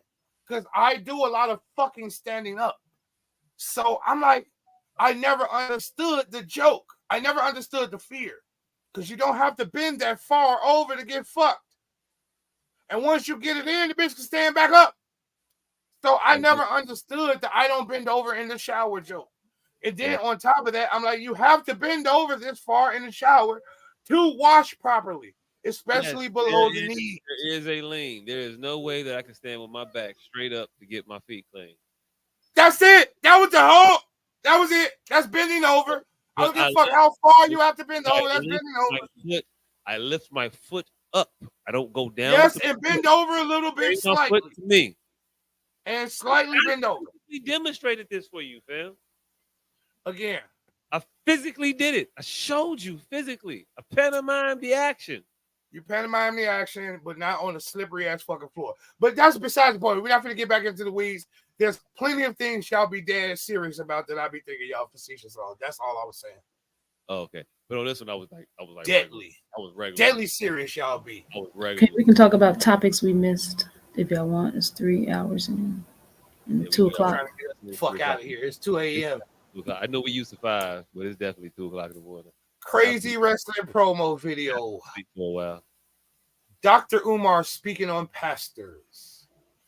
Wait, hold on. What the fuck did Mary J. Blige tell Usher know about? You say what? What did Mary J. Blige tell Usher know about? I don't know. I know last week we talked about Usher was serenading Mary J. Blige. Oh! And he kept trying to touch her. She kept putting her, moving his hand off of him. For that video. No means. Hey, question. Is Usher is he inching towards pariah? Yes. Is Usher inching towards not being not a good look for anybody? Yes. I think so too. I think he's inching towards untenable. He's inching with that Chris Brown fight was, I think, the dog whistle to all the it drew eyes. Definitely drew eyes. Yeah. And then the Kiki Palmer thing, even though he had no, and that's the problem. That's when I knew he was inching towards pariah. Not Chris Brown. When he was getting ire for shit he couldn't control. Like this Mary J. Blige shit, she didn't have to do that to him. She's a veteran in the game. She knows it's just performing. And she did that because I don't know if she did it purposefully or if in her mind he's getting because these people are just us, but with more views. So she may be feeling the same shit she's feeling. That may have just been her natural reaction. But I think media trained enough to show her it's what you do when you own this motherfucker. But I think she's media trained enough not to show her natural reactions. So that may either be a slip up or a dedicated effort to show that she's not aligned with Usher for whatever's going to come to him by way of being untouchable. I think Usher within the next 5 years will be untouchable if he keeps down this path. Hey, look, I'm going to go ahead and just say I think she think that nigga fucked up. And there's a distance trying to put in front or between. Just to check it out. She may not come out, say anything negative about him, but ain't finna say nothing positive and finna live my life after. Right, because look at his hand. Look at his hand and look at her body language. Like he's still trying to get off. He's still trying to get off the fact that, no, everybody, look, she will let me touch her. Like, look at his hand after the fact. He was embarrassed that she did that to him to the point where he left his hand on her leg to imply that what we just saw wasn't what we just saw. Now watch his hand afterwards. Hey, look. I don't know. Look. Pay attention. But when do you see it? Did you just see what he just did? He was trying to kiss. He wanted to kiss her, and she was no. No, I'm not talking about that. I'm talking about body language after the fact. Watch what he does right after. Watch what he does right after. See, he's uncomfortable with her pulling away from him. Now he has to show the world. Look. He has to show the world. Look, I can touch her. What y'all just saw ain't what y'all just saw. Okay, that's what that hand on her thigh was. And even if she just tried to brush that off.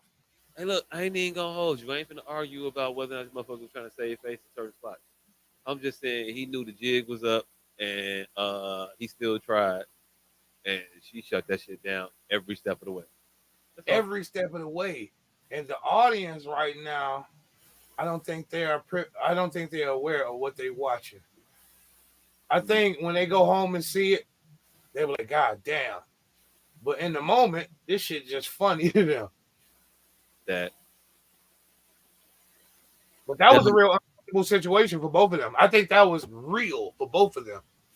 That whole shit funny. Also, best of luck to the both.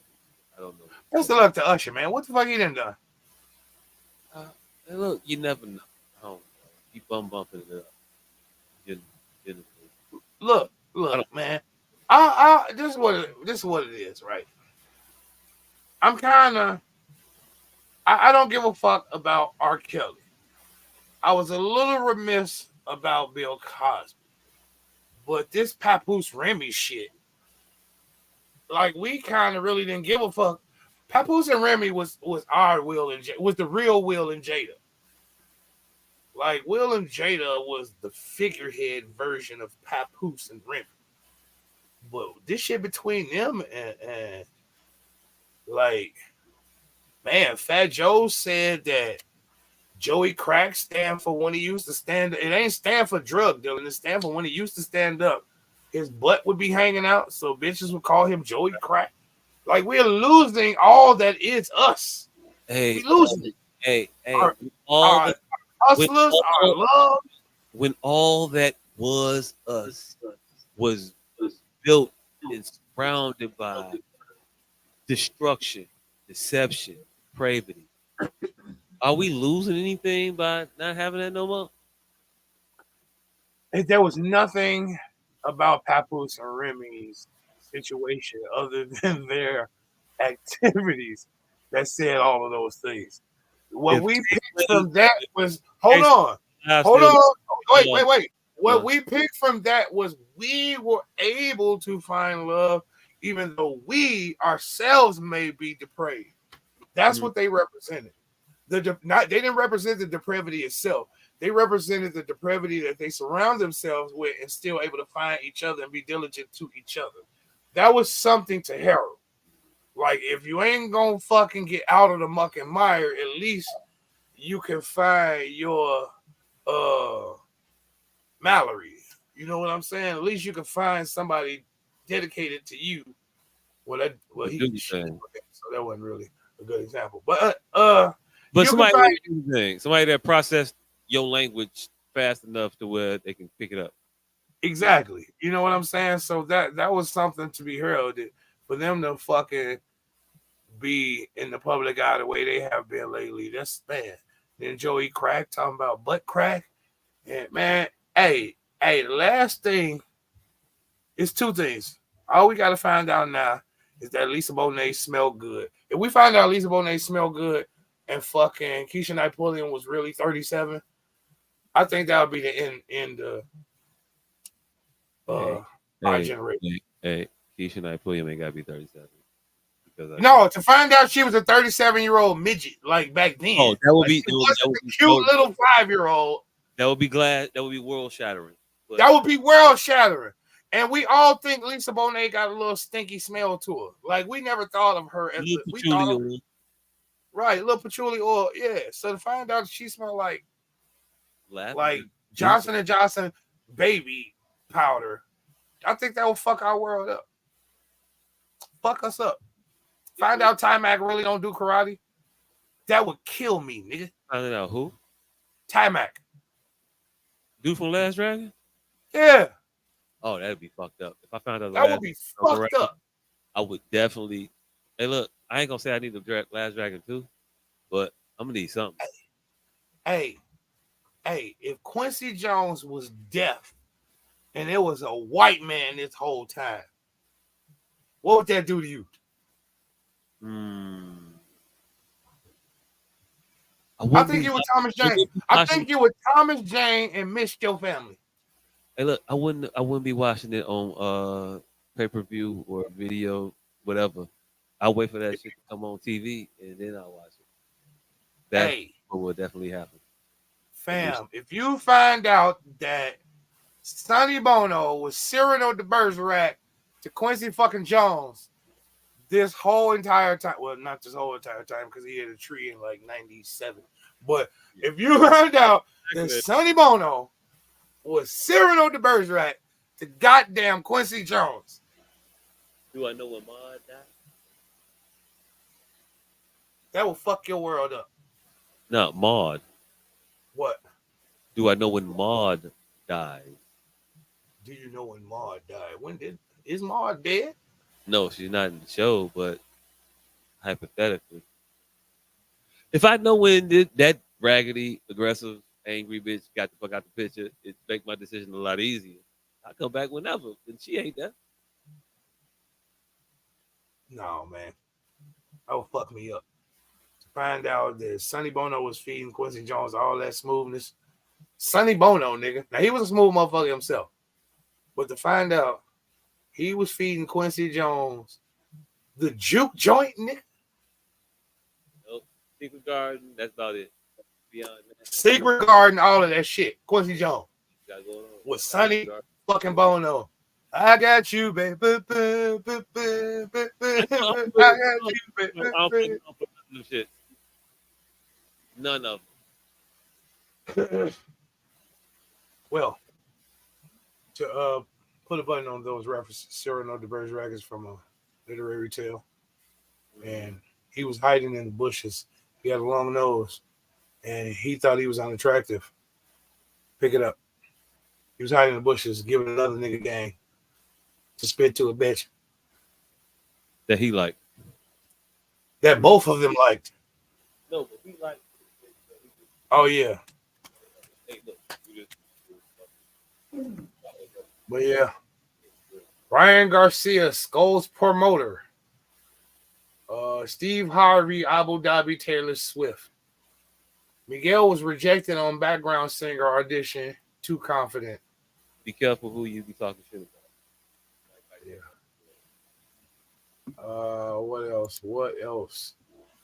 What else? Tiny response to rumor that T.I. isn't King's biological father. I thought that was fucking hilarious, personally. I don't believe you.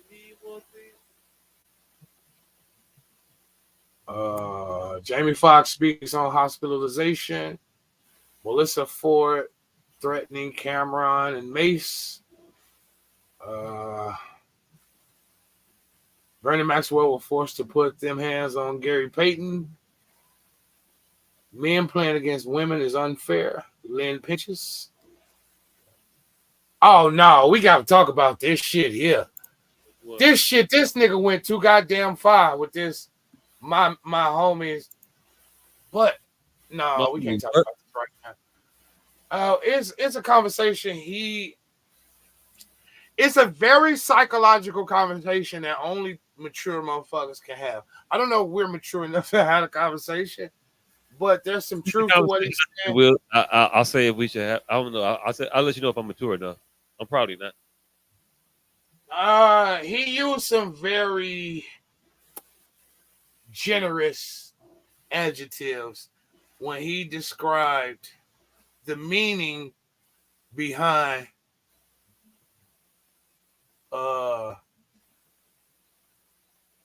male to male compliments. He was reaching or conflating or whatever other word you would like to use. But I want to play the video. It's only seconds. I want to play the video because of the sister's laugh. It gets me every time. But I'm finna like it. Could y'all put this shit on? This shit, it gets me every fucking time when Shorty get to laughing at this goofy ass nigga. But if we were mature enough to have this conversation, there is some semblance of truth to what he's saying. But the language he's using makes you want to combat him. But what everybody's failing to say is it's okay to compliment. A male-to-male compliment is okay. It isn't okay to use sexualized language to prove a point, even though what the compliment institutes is comparative to sexual language. Because you're talking about attractiveness. I might paint my nails or have makeup on my face, and they'll be like, "Oh, he's probably gay." They don't know how to deal with that. Just men afraid of intimacy, men afraid of the attraction they feel to other men that doesn't have to be sexual. My homies would be like, "Man, you look clean today, bro. Clean." Okay. But they may not say, I like how the makeup makes your eyes sparkle, bro. Your nails are pretty. You look amazing.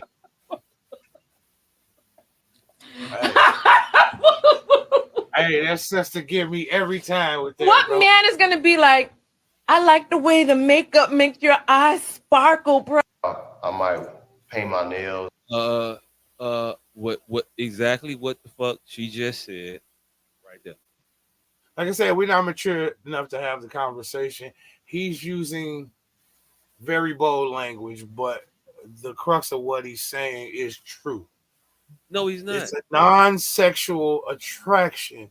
Once you think something looks good enough to compliment it, that means it's out of the norm. That means you are attracted to it. It's a non-sexual attraction. But saying the word attraction makes people uncomfortable because the connotation usually means sexual. That's it. It's just the definition of attraction. And then to even get more psychoanalytical, you're saying the nigga cute. If you go, hey, you shy, bro. I never called a nigga cute, and I don't plan on starting. Again, we're not mature enough to have a conversation. I know, but there's layers to that. There's gayer. It gets gayer by the layers, but there's layers to that onion. It's layers. It's layers to it. Yes, we could be mature and say that this is how I talk about men. I don't speak in men in those particular terms because it's just unnatural to me. Not that there's something wrong with it. It's just not natural. It's like, okay, there's nothing wrong with the light itself, but it's too close. It needs to back the fuck up. I'm not mad at the light. I'm mad at the positioning of the light. I'm not mad that you want to diddle a dude. I'm mad if you trying to diddle me. Hey, but again, to compliment your bros, I mean, let's take it bloodline to bloodline. To compliment your actual blood brother, there is zero sexual attraction to that. But to say someone looks good is inherently sexually oriented to most people. Yeah, because when do we talk about people's appearance? Right. But that's just something humans did to aesthetics. That's it. Because we could see the picture of that person and get the same feeling. But clearly you're not going to stick your dick. You're not going to roll a picture up and, well, some people might. But again, so that right there shows you that the compliment of attraction isn't necessarily always sexual. It's just an appreciation of aesthetics. Mm-hmm. And if you appreciate the aesthetics of Bob, a little too much. Man, niggas will assimilate a whole dude. And that's the appreciation of his aesthetics. They might not say nothing. They won't talk about it and forever have, damn, you pull your titties all the way out. And then just have fucking, are you milking yourself? In a cup. Hey, if you throw that titty milk on me, hey. Hey. It's a weird sentence. Hey. I see that cup. Hey, mind your fucking business and do your podcast. This motherfucker just tried to titty milk splash me. Hey, you see what I go through? You see the trauma in my life?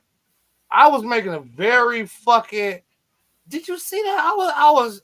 These people love me, man. With the titties out and just started milking into a cup right in front of me as I was on my soapbox, making a very poignant statement. The most tend to hurt us the worst. Yeah, that's the titties just whip out. It is fucking utter. Hey, What the fuck? speaking of motherfuckers who love us but hurt us, Yeah, yeah, good, motherfucker. Put the cup away. hey, hey, real quick, what did the Yeah. grapes say when they got crushed? What's the who? What did the grapes say when they got crushed? Nothing. It just whined a little. Exactly. Hey, thank y'all for tuning in to the S.O.S podcast. That was the fun. I don't know what We out. I don't know. It's 2:26. Hell yeah, pick up ashtrays. And then this is why we are a unit, because he can't open this motherfucker, you can't close this motherfucker, and I can't do neither one. Hey, thank you for tuning in. We out. No, I got ashtrays and personal protection units and jars and shit and all types of jars and cool shit and fucking 4-container shits and masks and all different types of tape. That nigga make tables and candles and shit. I'm finna get I got a bead on a Mylar plug. We finna start selling balloons in this bitch.